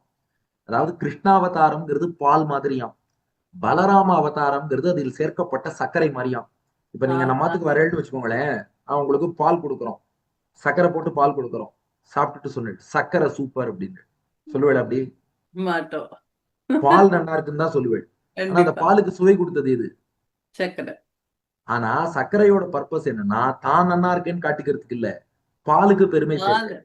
ஆஹா. அது போல கிருஷ்ணன் சக்கரை மாதிரி, கிருஷ்ணன் பால் மாதிரி, பலராமன் சக்கரை மாதிரி. பலராம அவதாரம் கூட வந்ததே எதுக்குன்னா கிருஷ்ணாவதாரத்துக்கு சுவை சேர்க்கத்தான். அப்போ அல்டிமேட்டா பால் நல்லா இருக்குன்னு தான் சொல்லுவோமே ஒழிய சக்கரை நல்லா இருக்குன்னு ரசிக்க மாட்டோம். அது போல கிருஷ்ணாவதாரத்தை ரசிக்க வைக்கணுங்கிறதுக்காகத்தான் அந்த பால் கூட சக்கரை போல பலராமன் வந்தாராம். அதாவது கிருஷ்ணன்கிறவன் பூர்ணாவதாரம். ம். வைகுண்டத்துல இருக்கிற பெருமாள் அவரே பூமிக்கு வந்தார், அது ம். கிருஷ்ணாவதாரம். ம். பலராமன் வந்து ஆவேச அவதாரம், அவர் முழு பெருமாள் கிடையாது, அவர் ம். ஆதிசேஷன். ம். ஆதிசேஷனுக்குள்ள தன் சக்தியை மட்டும் கொடுத்து கூட பெருமாள் அனுப்பி வச்சிருக்காரு. அப்போ கூட இருக்கிற பலராமன்கிறவர் நம்ம சப்ஜெக்ட்ல படிக்கிற ஆன்சிலரி சப்ஜெக்ட் மாதிரி, ம். கிருஷ்ணன் மெயின் சப்ஜெக்ட் மாதிரி. இங்க வந்து இப்போ பிஎஸ்சி படிச்சா பிஎஸ்சி கெமிஸ்ட்ரின்னு தான் போட்டுப்பேள். இல்லையே நான் கூட பிசிக்ஸும் படிச்சேன், அது கூட வரலையே என்ன, அது ancillary. Main hmm. Subject chemistry. அது போல கிருஷ்ணன் மெயின் அவதாரம், பலராமன் ஆன்சிலரி அவதாரம். Adisheshan with Perumal's power, Wow. Krishnan பெருமாளே. அதே மாதிரிதான் அப்ப வந்து ராம அவதாரத்திலேயே பரசுராமர் வருதோ அப்படிதானா? பரசுராமரும் ஒரு ஆவேச அவதாரம். பரசுராமர் வந்து ஒரு ஜீவாத்மா, அவர் வந்து ஜமதக்னியினுடைய மகன். ஆனா சில துஷ்ட மன்னர்கள் அவ வந்து வேலையே பயிரை மேய்வது போல அதர்ம வழியில போயிட்டு இருக்கா, அவர்களை அழிக்கணும். ஒரு மனுஷன் ஜீவாத்மாவால அதை பண்ண முடியாது. அந்த ஒரு பர்டிகுலர் காரியத்தை நிறைவேற்ற தன் சக்தியை பரசுராமருக்கு கொடுத்தார் பெருமாள். அந்த சக்தியை வச்சுட்டு பரசுராமர் காரியத்தை முடிச்சுட்டு மூல சக்தியை பெருமாட்டியை ரிட்டர்ன் பண்ணிடுறார். ம். ஓகே. அதனாலதான் நிஜத்தின் முன்னாடி நிழல் நிற்காது. ஆக்சுவல் பெருமாள் ராமர் முன்னாடி பரசுராமர் நிற்க முடியாது, தோத்துருவார். ஆஹ் எங்களுக்கு அதுதான் ஒரு டவுட்டா இருக்கும். ஏன்னா ரெண்டு பேருமே அவதாரம் தான், விஷ்ணுவோட அவதாரம். பட் ஆஹ் இவர் தோத்து போறா போல காமிக்கிறச்ச நமக்கு வந்து அதை ஏத்துக்க முடிய மாட்டேங்குது. அதுக்கு ரீசன் என்னன்னா அவதாரம்ங்கிறதே பல வகை. பூர்ணாவதாரம், அம்சாவதாரம், சக்தி ஆவேச அவதாரம், இப்படி நிறைய உண்டு. Very nice, lovely, super. Next வந்து என்ன பார்த்தீங்கன்னாக்கன்னா, ஆஹ் இந்த இப்போ நீங்க இந்த டேட்ஸ் எல்லாம் இருக்குல்ல, நமக்கு இந்த பஞ்சாங்கத்துல எல்லாம் வந்து நம்ம எவ்ரி இயர் பஞ்சாங்கம் படிக்கிறோம், எல்லாம் செய்யறோம். அதுல பாத்தீங்கன்னா இந்த மகாலய பட்சம், இந்த பித்ரு பட்சம் அப்படின்னு சொல்றது வந்து எவ்ரி இயர் நமக்கு அது மாறிண்டே வருது.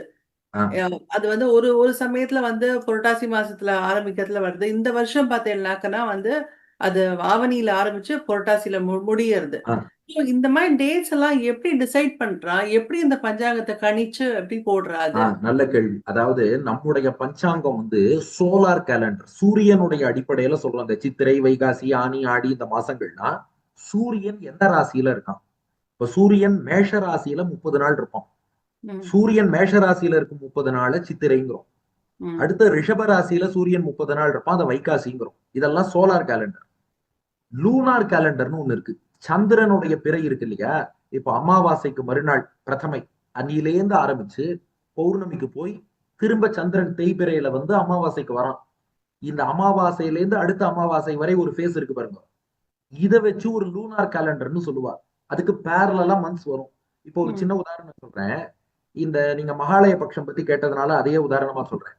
மகாலய பட்சம்னா புரட்டாசி மாசத்துல வரணும்னு நாம அசியூம் பண்ணிட்டோம். ஆனா ம். மகாலய பட்சம் எந்த கேலண்டரை கால்குலேட் பண்ணணும்னா லூனார் கேலண்டர். அதுல பாத்ரபத மாசம்னு ஒரு மாசம். இப்ப ம். அமாவாசை டு அமாவாசைன்னு சொன்னேன் இல்லையா, இந்த பாத்ரபதம்ங்கிறது என்னன்னா ஆவணி அமாவாசையில இருந்து ஆரம்பிச்சு புரட்டாசி அமாவாசை வரை எவ்வளவு நாள் வரும்? 30 நாள். 30 டேஸ் வரும். ஆவணி அமாவாசையில இருந்து புரட்டாசி அமாவாசை 30 நாள் வரும் இல்லையா, அந்த ம். 30 நாளைக்கு தான் சந்திரனுடைய கேலண்டர்ல பாத்ரபத மாசம்னு பேரு. அந்த ம்ஹும். பாத்ரபத மாசத்துலதான் மகாலய பட்சம்ங்கிறது வரும். ஓகே. இப்ப இது எப்படி கணக்கு பண்ணணுங்கிறதுக்கு உங்களுக்கு ஒரு சிம்பிள் விஷயம் சொல்றேன். ம். ஆவணி அமாவாசையிலேருந்து ஒரு 15 டேஸ் தள்ளி போனேன்னு வச்சுக்கோங்க, ஒரு பௌர்ணமி வரும். ஆமா. அந்த பௌர்ணமிக்கு மறுநாள் தான் இந்த மகாலயம்ங்கிறது ஆரம்பிக்கிறது. ஆரம்பிக்கிறது. ஓகே. இப்போ ஆவணி மாச அமாவாசைங்கிறது ஆவணியோட செகண்ட் ஹாஃப்ல வந்துருதுன்னு வச்சுக்கோங்க.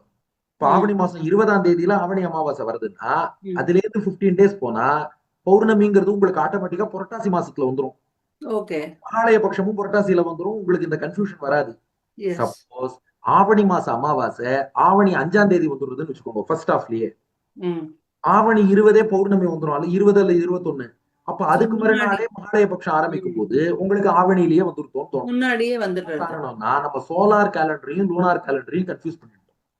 ஓகே. பாத்ரபதம்ங்கிற மாசம் அது ஆவணி அமாவாசையிலிருந்து புரட்டாசி அமாவாசை வரை உள்ள அந்த 30 நாள். அந்த பாத்ரபத மாசத்துல மகாலய பட்சம்ங்கிறது வரும். ஆவணி அவிட்டமும் அப்படிதான். ஆவணி அவிட்டம் ஆவணி அவிட்டம்னு பேரு. ஆனா அது ஆவணி ஆனா மாசத்துல அது வருது. வந்து சிராவண மாசம்னு பேரு. சிராவண மாசம்னா ஆடி அமாவாசையில இருந்து ஆவணி அமாவாசை வரை 30 நாள் இருக்கு பாருங்க. ஆடி ம். அமாவாசை டு ஆவணி அமாவாசை 30 டேஸ்க்கு சிராவண மாசம்னு பேரு. அந்த சிராவண மாசத்து பௌர்ணமியில ஆவணி அவிட்டம்ங்கிறது வரும். ம். இப்போ ஆடி அமாவாசை ஆடியோட செகண்ட் ஹாஃப்ல வந்துருச்சுன்னா அதுல இருந்து 15 டேஸ் கழிச்சு பௌர்ணமி வரும்போது ஆவணியில வரும். ஆனா ம். ஆடி அமாவாசை ஆடியில ஒரு 10ஆம் தேதியே வந்துருதுன்னு வச்சுக்கோங்க. ஆடியில 25ஆம் தேதியே உங்களுக்கு பௌர்ணமி வந்துரும். அதனால ஆவணி ஆவட்டம் ஆடியிலேயே கொண்டாடிடும். ம். அதனால இது சோலார் கேலண்டர், லூனார் கேலண்டர்.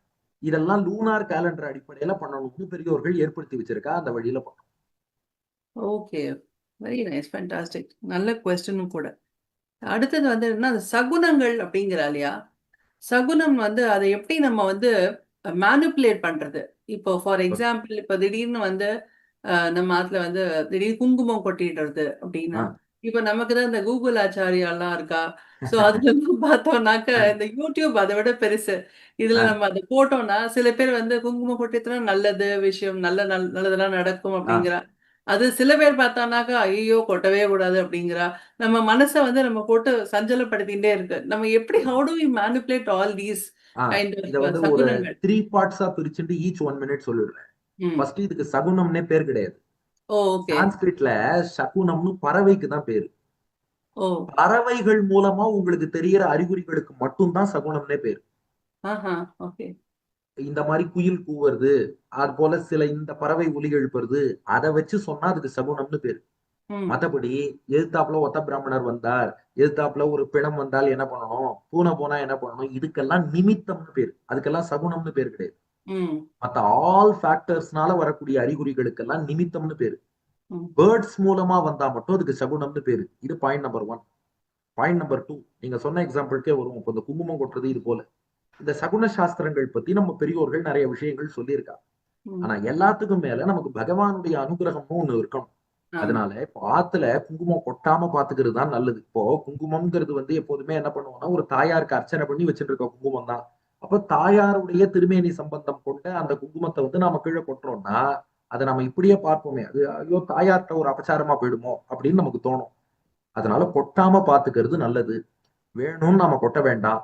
நம்மள மீறி கொட்டித்துன்னா நாம என்ன பண்ணணும்னா, பெருமாள் தாயார்ட்ட ஒரு க்ஷமாபணம். அடியேன் தெரியாம அதை கொட்டிட்டேன். க்ஷமிச்சுக்கணும். அதனால இதுக்கு மேல இனிமே தப்பு பண்ணாம கேர்ஃபுல்லா இருக்கேன்னு சொல்லி ஒரு க்ஷமாபணம் கேட்டுக்க வேண்டியதானே ஒழிய, ம். இப்போ குங்குமம் கொட்டினதுனாலயே ஒரு பாதிப்பு வரப்போறதுன்னு நாம எடுத்துக்க வேண்டாம். இந்த நிமித்தங்களை நாம எப்படி புரிஞ்சுக்கணும்னா, நம்ம வாழ்க்கையில நல்லது கெட்டது எதனால வரும்னா, நம்ம கர்மாவினால தான் வரும். பாப ம். புண்ணியம் என்ன பண்ணிருக்கோமோ அதனால தானே வரும். அப்ப இந்த குங்குமம் கொட்டுவதோ அல்லது மற்ற நிமித்தங்களோ ஒரு ம். சிக்னல் தான். ம். குங்குமம் கொட்டினதுனால அது நடக்கல. நாம ஒரு ம். பாபம் பண்ணியிருப்போம். அதுக்காகத்தான் நமக்கு ஒரு தண்டனை கிடைக்கும். ஆனா ம். பகவான் என்ன பண்றாரு, "இதோ பாருப்பா இப்படி ஒரு பாபம் பண்ணியிருக்க. இதுக்கு ஒரு தண்டனை வரப்போறது. இதை நான் காமிச்சு கொடுக்கிறேன். கேர்ஃபுல்லா இருன்னு சொல்றாரு. அதுக்குதான் அந்த குங்குமம் கொட்டியிருக்கு. அப்ப நாம அதை எந்த கோணத்துல பார்க்கணும்னா, ம். பா ம். ஏதோ ஒரு அறிகுறி சரியில்லாம இருக்கு. So we have to be careful. இன்னும் கொஞ்சம் நல்லா பிரார்த்தனை பண்ணுவோம். ம். அதுக்காக குங்குமம் கொட்டினதுனால நடந்ததான்னா, இல்ல நம்முடைய கர்மாவினால் நடந்தது. அப்ப இந்த சகுனத்துக்கு வேல்யூ இல்லையா? நிமித்தத்துக்கு வேல்யூ இல்லையான்னா வேல்யூ இருக்கு. அது என்ன சொல்றதுன்னா, நீ கேர்ஃபுல்லா இருன்னு சொல்றது. 3வதா ஒரு விஷயம் சொல்றேன்.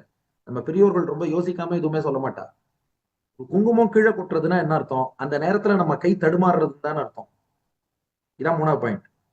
கை தடுமாறும்போது என்ன வேலை செஞ்சாலும் அந்த வேலையும் தடுமாறும் இல்லையா? ம். அதனால கொஞ்சம் ரிலாக்ஸ் பண்ணி செய்யலாம் இல்லையா?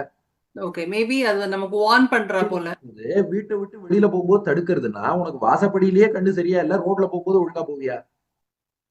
It's like a warning. அந்த மாதிரி நாம புரிஞ்சுட்டு, அதனால எப்போதும் பெருமாள்கிட்டையும் தாயார்ட்டையும் பிரார்த்தனை பண்ணிட்டு, நம்முடைய கர்மாவுக்கு ஏதோ ஒரு பலன் வரப்போறது, அதை இப்படி சூச்சகமா பகவான் காட்டுறான். சோ லெட்ஸ் பி கேர்ஃபுல்னு அவர்கிட்ட பிரார்த்தனை பண்ணா. இறையருள் இருந்தா எதுக்கும் நம்ம பயப்பட வேண்டாம். Very correct, very good. அடுத்தது வந்து இந்த வைஷ்ணவிசம்ல வந்து வடகலை தென்கலை அப்படின்னு ஆஹ் ரெண்டு சப்செக்ட்னு சொல்லலாம் இல்லையா, அந்த மாதிரி இருக்கு. என்ன டிஃபரன்ஸ் அதுக்கு? ரெண்டுத்துக்கும் என்ன டிஃபரன்ஸ் ஆக்சுவலா இருக்கு? நீங்க பெருசா சொல்ற அளவுக்கு டிஃபரன்ஸே கிடையாது மேடம். அதுதான் உண்மை. இப்போ ஜெனரல் டேர்ம்ஸ் வடகலை தென்கலைங்கிறா. ஆக்சுவலா ம், வடகலைங்கிறது சுவாமி வேதாந்த தேசிகன் வழியில வந்தவாழ தேசிக சம்பிரதாயம்னு சொல்லுவா. ம், சுவாமி பிள்ளலோகாச்சாரியார் மணவாள மாமுனிகள் வழியில வந்தவாழ தென்னாச்சாரிய சம்பிரதாயம். வடகலைங்கிறது தேசிக சம்பிரதாயத்தை குறிக்கிறது, தென்கலைங்கிறது தென்னாச்சாரிய சம்பிரதாயத்தை குறிக்கிறது. எல்லாருமே ராமானுஜதாசர்கள் தான். ஏன் அடியன் இந்த வேறுபாடு இல்லைன்னு சொல்றேன்னா, ஒரு சின்ன விஷயம். வடகலை வைஷ்ணவரோ தென்கலை வைஷ்ணவரோ நீங்க அவரை கூப்பிட்டு நீ யாருன்னு கேட்டா அடியன் ராமானுஜதாசன். ம், ரெண்டு பேரும் அதான் சொல்லுவாங்க. யாருன்னு கேட்டா அடியன் ராமானுஜதாசன். சரி, யார வணங்குறேன்னு கேட்டா பிராட்டியோடு கூடிய பெருமாளை வணங்குகிறேன். பிராட்டியோடு கூடிய பெருமாள் லக்ஷ்மி நாராயணன், அவர் தான் தெய்வம். ரெண்டு பேரும் அதான் சொல்ல போறார்.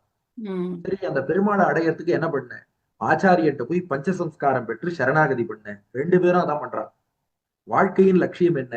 வைகுண்டம் போய் பெருமாள் தாயாருக்கும் அடியார்களுக்கும் கைங்கரியம் பண்ணணும். ரெண்டு பேரும் அதான் சொல்ல போறா. இப்போ அடியான வேணாலும் நீங்க இந்த காலில இருந்து வெளியில எடுத்துட்டு நீங்க ஒரு தேசிக சம்பிரதாயத்தவர்கிட்ட கேட்டு இந்த 4 கேள்வி கேளுங்கோ, தெனாச்சாரிய சம்பிரதாயத்திட்ட கேளுங்கோ, இது எல்லாத்துக்கும் அவன் ஒரே பதில் தான் சொல்ல போறான். அடுத்து, இப்போ ராமானுஜர் சொன்ன பிலாசபிக்கு விசிஷ்டாத்வைத்தம்னு பேரு. அந்த ம், விசிஷ்டாத்வைத்தம் என்ன சொல்றது? இந்த மொத்த பிரபஞ்சமும் எல்லா உயிர்களும் பகவானுக்கு சரீரம். பெருமாளுக்கு உடலா நாம எல்லாம் இருக்கோம். எல்லாருக்கும் உயிரா பெருமாள் இருக்கார்.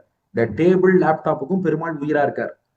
இந்த உயிராகிய ஜீவாத்மா இருக்கே, உயிருக்குள்ளும் உயிராக பகவான் இருக்கார். இதுதான் பிலாசபி. இந்த பிலாசபில வடகலை விசிஷ்டாத்வைத்தம் தென்கலை விசிஷ்டாத்வைத்தம் எல்லாம் கிடையாது. ரெண்டு பேருக்கும் ஒரே பிலாசபி விசிஷ்டாத்வைத்தம் தான். பிலாசபியும் ஒண்ணுதான், தியாலஜியும் ஒண்ணுதான். இந்த வேறுபாடுகள் நிறைய சொல்றாளே, ஒரு 2 உதாரணம் சொல்றேன் டயத்தை கருத்தில் கொண்டு. நீங்க சொல்லுங்க, லக்ஷ்மியையும் நாராயணனையும் வழிபடணுங்கிறதுல ரெண்டு பேருக்கும் மாற்று கருத்து இல்ல. ம், ஹைப்போதட்டிக்கலா யோசிக்கிறா.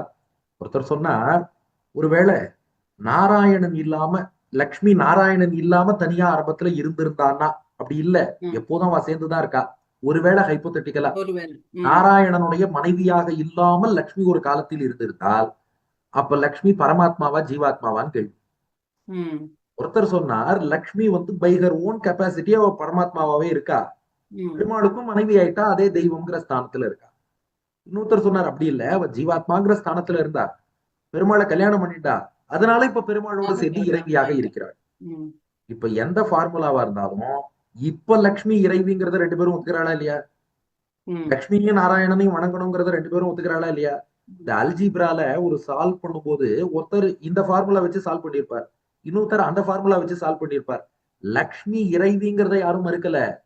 லக்ஷ்மி ஓன் கெப்பாசிட்டினால இறைவியா, பெருமாளுக்கு பெருமாளை மனைவிங்கிறதுனால இறைவி. கல்யாணம் பண்ணிட்டதுனால இறைவியானாளா? எந்த ஃபார்முலால போனாலும் வரப்போற இடம் என்ன, பைபாஸ் வழியா போனாலும் மதுரவாயல் ம், பைபாஸ்ல போனாலும் சென்னை டி நகர் வழியா சிட்டி டிராபிக்ல போனாலும் நீ போய் சேர வேண்டிய இடம் எதுனா ஒரே எக்மோர் ரயில்வே ஸ்டேஷன் தான். விராட்டியோடு கூடிய பெருமாளை தான் அல்டிமேட்டா வழிபட போறோம். ஸ்ரீமன் நாராயண சரணம்னு தான் துவயமந்திரம் சொல்றோம். இந்த ஃபார்முலால தான் வித்தியாசம். அதுதான் இது அபிப்பிராய பேதம் கிடையாது, யோஜனா பேதம். டிஃபரன்ஸ் ஆஃப் ஒப்பீனியன் கிடையாது, difference in explanation or interpretation. அது ரெண்டு ஃபார்முலா வச்சு. இன்னொன்னு சொல்றேன், இந்த ஆத்மானுபவம் கைவல்யம்ங்கிறான். அந்த ஆத்மானுபவம்ங்கிறது இந்த உலகியல் மண்டலத்துக்கு அப்பால் இருக்குன்னு ஒரு சாரார் சொன்னார், உலகியல் மண்டலத்துக்கு உள்ளேயே இருக்குன்னு இன்னொரு சாரார் சொல்றார். இது வடகலை தென்கலையில ஒரு வேறுபாடுங்கிறார். இன்னைக்கு வடகலையும் சரி தென்கலையும் சரி ரெண்டு சம்பிரதாயமுமே பெருமாளுக்கு கைங்கரியம் பண்றதுதான் லட்சியம் நினைக்கிறாளே ஒழிய இந்த ஆத்மானுபவத்தை யாருமே விரும்பல. ம். ஆத்மானுபவத்தை நீயும் விரும்பல நானும் விரும்பலன்னா அது இந்த உலகத்துக்கு அப்பால் இருந்தா என்ன, இப்பால் இருந்தா என்ன? நமக்கு தேவையான விஷயங்கள்ல எங்கேயுமே நம்ம கான்ஃபிளிக்ட்ங்கிறது கிடையாது. அதனால அந்த கோணத்துலதான் பார்க்கணும். இப்போ வடகலை திருமணுக்கும் தென்கலை திருமணுக்கும் வித்தியாசம் இருக்குங்கிறா. திருமண்ல வித்தியாசம்னா இப்ப நான் கூட பட்டையாட்டு இருக்கேன், இன்னொருத்தர் இதே திருமண லேசாயிட்டு இருக்காரு. உன் திருமணம் என் திருமணம் வித்தியாசமா இருக்குன்னு சட்டை போட முடியுமா? அல்டிமேட்டா திருமண் இருந்தாலும் திருமண் பெருமாள் திருவடிகளை குறிக்கிறது, ரெண்டு பேரும் ஒத்துக்கிறா. ஸ்ரீசூர்ணம் தாயார குறிக்கிறது, ரெண்டு பேரும் ஒத்துக்கிறா. அதுல மாற்றுக்கிறது இல்லையே. இப்போ நீங்க வடகலையா. சொல்றது இப்படி, பட் ஏன் அடிக்கடி கிளாஷ் வருது ரெண்டு பேருக்குள்ளயும்? ஆஹ் அதுதானே பெரிய விஷயமா இருக்கு இல்லையா? அதாவது அண்ட் அது மேடம், என்ன ஆயிடுறதுனாக்க நமக்குள்ளேயே வந்து என்னடா இப்படி இவாளே சண்டை போட்டுக்கிறா அவளுக்குள்ளதான் அது என்னமோ சொல்லுவா இல்லையா அது மாதிரி ஊரு ரெண்டு பட்டா கூத்தாடிக்கு சந்தோஷங்கிற போல இவாளுக்குள்ளேயே ஏன் இவ்வளவு சண்டை வருது மத்தவாள்லாம் அதை பார்த்து சிரிக்கிறாளே அப்படிங்கிற போல நமக்கு மனசு கஷ்டமாயிட்டது இல்லையா? அது ஆக்சுவலா நீங்க பிலசாபிக்கல் சண்டையாவே பார்க்க கூடாது. இப்போ ம். ஒன்னு சொல்லிடுறேனே, இப்போ வடகலையில 4 தடவை விழுந்து நமஸ்காரம் பண்ணுவா, தென்கலையில ஒரு தடவை பண்றா. ஏன்னா ரெண்டுக்கும் ஒரு சிக்னிபிகன்ஸ் இருக்கு. இப்போ வடகலையில 4 தடவை நமஸ்காரம் பண்றது எதுக்குன்னா, பெருமாளுக்கு எவ்வளவு பண்ணாலும் தகும், அவர் பெருமைக்கு 4 தடவை பண்றோம். தென்கலையில ஒரே தடவை பண்றாளேன்னா, இல்ல அவர் கருணைக்கு ஒரு தடவை பண்ணாலே அனுகிரகம் பண்ணுவார், அதனால ஒரு தடவை. இது அப்படித்தான். ஆனா சண்டை போடுறவா வந்து 4 தடவை பண்றது கரெக்டா, ஒரு தடவை பண்றது கரெக்டான்னு சண்டை போடல. ஒருவேளை அந்த விசாரம் இருந்தாலும் அதெல்லாம் ஒரு சதஸ்ல, இப்போ ஒரு கான்பரன்ஸ்ல சயின்டிஸ்ட் 2 பேர் ஆர்கியூ பண்ணுவா பாருங்க, அந்த லெவல்ல தான் அதெல்லாம் நடக்கும். நீங்க சொல்றது வந்து ஐ திங்க் கோவில் எதுக்கு சண்டைகளை சண்டை சொல்றேன்னு நினைக்கிறேன். போடுறான்னு தெரிய மாட்டேங்கிறது. இல்ல, ஆமா. அது வந்து எப்படின்னா, கோவில்ல வந்து ஒருத்தருக்கு ரைட்ஸ் இருக்கும். இது ம். உன்னுடைய ரைட்ஸா என்னுடைய ரைட்ஸாங்கிற அந்த விவாதம் வரும்போது, இது வெளியில பர்ஃபெக்ட்டா இந்த ஒருத்தர் யூ மாதிரியும் ஒருத்தர் ஒய் மாதிரியும் போட்டுட்டு இருக்கிறதுனால அத கலை சண்டைன்னு பேர் வச்சுடுறாங்க. ம். உங்களுக்கு தெரியாம நான் சொல்றேன், பல கோவில்கள்ல ஒரே கலையை சேர்ந்தவா தான் இருப்பா. ம். அவளுக்குள்ளேயே யாருக்கு முதல் மரியாதைலாம் கூட சில இடங்கள்ல சச்சரவுகள்லாம் வரும். அந்த மாதிரி வந்ததும் அடியன் பார்த்திருக்கேன். பட் காஞ்சிபுரம் போன்ற ஒரு சில இடங்கள்ல வடகலையாருக்கும் சில உரிமைகள் இருக்கும், தென்கலையாருக்கும் சில உரிமைகள் இருக்கும். 2 பேருக்கும் உரிமை இருக்கும்போது உனக்கா எனக்காங்கும் போது அதை வெளியில வந்து அந்த வீடியோ எடுத்து வாட்ஸ்அப்ல ஃபார்வர்ட் பண்றவா, சோசியல் மீடியால ஸ்ப்ரெட் பண்றவா என்ன பண்றா, இது வந்து வடகலை தென்கலை சண்டை அப்படிங்கிறாப்புல ப்ரொஜெக்ட் பண்றா. அது வந்து இந்த பிலாசபி வச்சோ இந்த சித்தாந்தம் வச்சோ இது என்ன நீ சொல்றது என்ன நான் சொல்றது என்னங்கிறதுக்காக வரக்கூடிய சண்டை இல்ல. அந்த கோவில்ல ரைட்ஸ் யாருக்காகங்கிறதுக்காக அவ பண்றது. இத சுமூகமாக வந்து பெரியோர்கள் ஒரு பக்கம், அது போல கோவில் நிர்வாகம் அதை சம்பந்தப்பட்டவா ஒரு பக்கம், எல்லாரும் பேசி சீக்கிரமா சுமூகமாக பண்ணிடுறதுங்கிறது நல்லது. இன்னொன்னு, நாம என்ன புரிஞ்சுக்கணும்னா, அங்க ஒரு சிலர் சண்டை போடுறாங்கிறதுக்காக டோட்டல் சம்பிரதாயத்தை அந்த மாதிரி ஜட்ஜ் பண்ண வேண்டாம். 99.9% ஒத்துமையா தான் இருக்கா. ம். இன்னைக்கு வடகலை என்ன ப்ராப்ளம்னா, நம்ம ஒரு பெரிய வெள்ளை பேப்பர்ல ஒரு கரும்புள்ளி வச்சாச்சுன்னா அந்த கரும்புள்ளி மட்டும் தான் கண்ணுக்கு தெரியறதுங்கிற மாதிரி ஏதோ ஒரு சில இடத்துல சண்டை நடக்கிறது. அதுக்கான ரீசன்ஸ் ஒத்தொத்தரும் அவ சைட்ல வச்சுட்டு இருக்கா. இப்ப நான் ஒரு கமெண்ட் பண்ணேன்னா இல்ல இந்த காரணத்துக்காக, நம்ம அதுக்கே போக வேண்டாம். ஒத்துமையா அவ்வளவு பேர் இருக்கா. பொண்ணு கொடுத்து பொண்ணு எடுக்கிறதுல இருந்து எவ்வளவு விஷயம் நடக்கிறது. ஒரே ஃபேமிலியிலேயே வந்து வடகலை தெற்கலை கரெக்ட். எல்லாரும் சேர்ந்தெல்லாம் இருக்கா. ம். அதனால வந்து இதை வந்து ஒரு கலை சண்டைன்னு பார்க்க வேண்டாம், பிலசாபிக்கல் வார்னும் பார்க்க வேண்டாம், ஒரே சம்பிரதாயத்துக்குள்ள இது பண்ணிக்கிறான்னு நினைக்க வேண்டாம். ஒரு இடத்துல நடக்கிறதா, அதுவும் பெருமாளுடைய லீலை. பெருமாள் வந்து தன்னை எப்படியாவது ஃபேமஸா வச்சுக்கணும், லைம் லைட்ல இருக்கணும்னு பார்த்துட்டு பெருமாள் லீலை பண்றாரு புரிஞ்சுக்கணும். ஓகே, நம்ம அடுத்த கேள்வி வந்து ஆ, இந்த மகாலட்சுமி அஷ்டோத்திரம் சொல்லி நம்ம வந்து இது ஆ. பண்றோம் இல்லையா? பண்றச்ச அதுல வந்து ஓம் நவதுர்காயே நமக, ஓம் புவனேஸ்வரியே நமக அப்படிலாம் வருது. அம்பாலோட நாம அதெல்லாம். அது So லக்ஷ்மியோட அதெல்லாம் திருநாமம் வந்து தான். வீர வைஷ்ணவாஸ்லாம் சாண்ட் பண்ணலாமா அப்படின்னு அது வந்து லக்ஷ்மியோட திருநாமம் தான். ஆ, அதாவது துர்கான்னு அம்மனுக்கும் ஒரு பேர் இருக்கு, ஓகே. பட் அந்த லக்ஷ்மி அஷ்டோத்தரத்துல துர்கான்னா ஆக்சுவலா ஃபோர்ட், கோட்டைன்னு அர்த்தம். கோட்டைன்னு அர்த்தம். ஆமா, கோட்டைன்னு அர்த்தம். நவ துர்கான்னா புதிய கோட்டை. அதாவது ஒரு கோட்டை எப்படி ஒரு நாட்டுக்கு கோட்டை மதில்ங்கிறது அந்த காலத்துல பாதுகாப்பா இருக்கும், யா. அது போல தன்னை வந்து அண்டிய அடியார்களுக்கெல்லாம் நவ துர்கா, புதுசா ப்ரொடெக்ஷன் மாதிரி கட்டப்பட்ட கொடுக்குறேன். கோட்டை போல எப்போதும் ப்ரொடெக்ஷன் கொடுக்கிறான்னு அர்த்தம். அது போல புவனேஸ்வரிங்கிறது சொன்னேன். புவனேஸ்வரினா என்ன அர்த்தம்? புவனம்னா உலகம், ம். ஈஸ்வரினா தலைவி. உலகத்துக்கும் உயிர்களுக்கும் எல்லாம் அவதான் தலைவியா இருக்கா. அது லட்சுமியை தான் குறிக்கும். ஸ்ரீ சூக்தத்திலேயே ஈஸ்வரியும் சர்வபூதானாம்னு வரும். ம். அதனால அதுவும் லட்சுமி தான். ஏன் மகாகாளினே ஒரு பேர் இருக்கு. ஆ. நவதுர்கா மகாகாளி பிரம்ம விஷ்ணு சிவாத்மிகாம்னு வரும். அந்த காயே நமக. மகாகாளிங்கிறதுக்கும் பெரியோர்கள் சொல்லக்கூடிய அர்த்தம், மகா காலன்னு பெருமாளுக்கு பேரு. காலன்னா கருமை நிறம் கொண்டவர். மகா காலன் ரொம்ப கருப்பா இருப்பவர் பெருமாள். அவருடைய மனைவி மகா காலனுடைய மனைவிக்கு மகா காளின்னு பேரு. வாலி. ஓகே. அதனால அங்க அந்த திருநாமங்கள்ல லட்சுமியின் பெருமையை தான் சொல்றது, தாராளமா சொல்லலாம். சொல்லலாம். Okay, very nice. அடுத்தது குலதெய்வம் பத்தி ஒரு இன்ட்ரெஸ்டிங்கான ஒரு ஆ, கொஸ்டின். அதாவது இப்போ நம்ம எந்த ஒரு நாள் கிழமை இல்ல எந்த ஒரு ஆத்துல ஒரு ஒரு பண்டிகை ஏதாவது பண்றோம்னாலும் முதல்ல வந்து குலதெய்வத்துக்கு வந்து நம்ம வந்து பூஜை பண்ணிட்டு ஆ, அப்புறம் செய்யணும். இல்லைன்னா அது சக்சஸ்ஃபுல்லா இருக்காது. இல்ல அது வந்து அவ்வளோ ஃபுல் அதாவது பூர்த்தியான போல இல்லை அப்படின்னு சொல்லுவா ஆ. இல்லையா? இப்போ நாங்கெல்லாம் இப்போ அப்ராட்ல இருக்கிறவா வந்து வருஷா வருஷம் வந்து குலதெய்வம் கோயிலுக்கு போயிடணும் அப்படின்னு சொல்றா. இப்ப எங்களால வருஷா வருஷம் போகிறதுக்கு முடியாது அப்படிங்கிற சமயத்துல எங்க சார்புல எங்களோட ஃபேமிலில இருக்கிற அம்மா அப்பா அந்த மாதிரி அவெல்லாம் போகலாமா, இல்ல நாங்களே தான் போய் அங்க போய் நாங்க பூஜை பண்ணி நாங்க அபிஷேகம் பண்ணி நாங்க மாவிளக்கு போட்டு அப்படி நாங்க பண்ணாதான் உண்டா, இல்ல இந்த மாதிரி வெளியூர்ல இருக்கிறவா என்ன செய்யலாம், எவ்ரி இயர் வெரி போக குட் கொஸ்டின். முடியாம இருக்கிறவா? ஃபர்ஸ்ட் வந்து ஹேட்ஸ் ஆஃப், இந்த எண்ணத்துக்கே வந்து ஒரு ஹேட்ஸ் ஆஃப் சொல்லணும். நம்மளால போக முடியல, இருந்தாலும் என்ன பண்ணணும்னு கேட்கிற அந்த எண்ணம், அந்த கொஸ்டினுக்கு ஒரு ஹேட்ஸ் ஆஃப் சொல்லணும். இப்போ பொதுவாக குலதெய்வம்னு கருதுவா. இப்போ ஸ்ரீ வைஷ்ணவ சம்பிரதாயத்தை பொறுத்த வரைக்கும் குலதெய்வம்னு அந்த டேர்ம் யூஸ் பண்ண மாட்டா. பட் எங்க சொந்த ஊர் பெருமாள்னு சொல்லுவா. ஓகே. அவளுடைய சொந்த ஊர் கிராமத்துல அவ மூதாதையர்கள் எல்லாரும் ஒரு பெருமாள் கோவில்ல கைங்கரியம் பண்ணிருப்பா. கிட்டத்தட்ட இதே குலதெய்வம் மாதிரின்னு வச்சுக்கோங்க. ம். இப்போ நாம போய் பண்றது விசேஷம், அதுல வந்து மாற்றுக்கிறதே கிடையாது. குலதெய்வம் கோவில் இருக்குன்னா அந்த இடத்துக்கு போய் வழிபாடு செய்யணும். ஏன்னா ஒரு குலதெய்வத்தை வழிபடாம மற்ற தெய்வங்களுக்கு போறான்னா அது ம். எந்த வழிபாடுமே வந்து சிறக்காது. போல நம்ம ம். சொந்த ஊர் பெருமாளுக்கு கைங்கரியம் பண்ணாம நம்ம திருமலை, காஞ்சி, ஸ்ரீரங்கம் வேற எந்த பெருமாளுக்கு பண்ணாலும் அது வந்து சிறப்பு இல்லை. என்ன காரணம்னா நம்முடைய மூதாதையர்கள்லாம் அங்கதான் கைங்கரியம் பண்ணியிருப்பாங்க. ம். நாம இப்போ போய் அந்த பெருமாளுக்கு கைங்கரியம் பண்ணோம்னா நம்முடைய முன்னோர்களும் சேர்ந்து சந்தோஷப்படுவாங்க. அடுத்து அவர் தான் நம்மளை தேடி நம்ம ஊருக்கு வந்த பெருமாள்.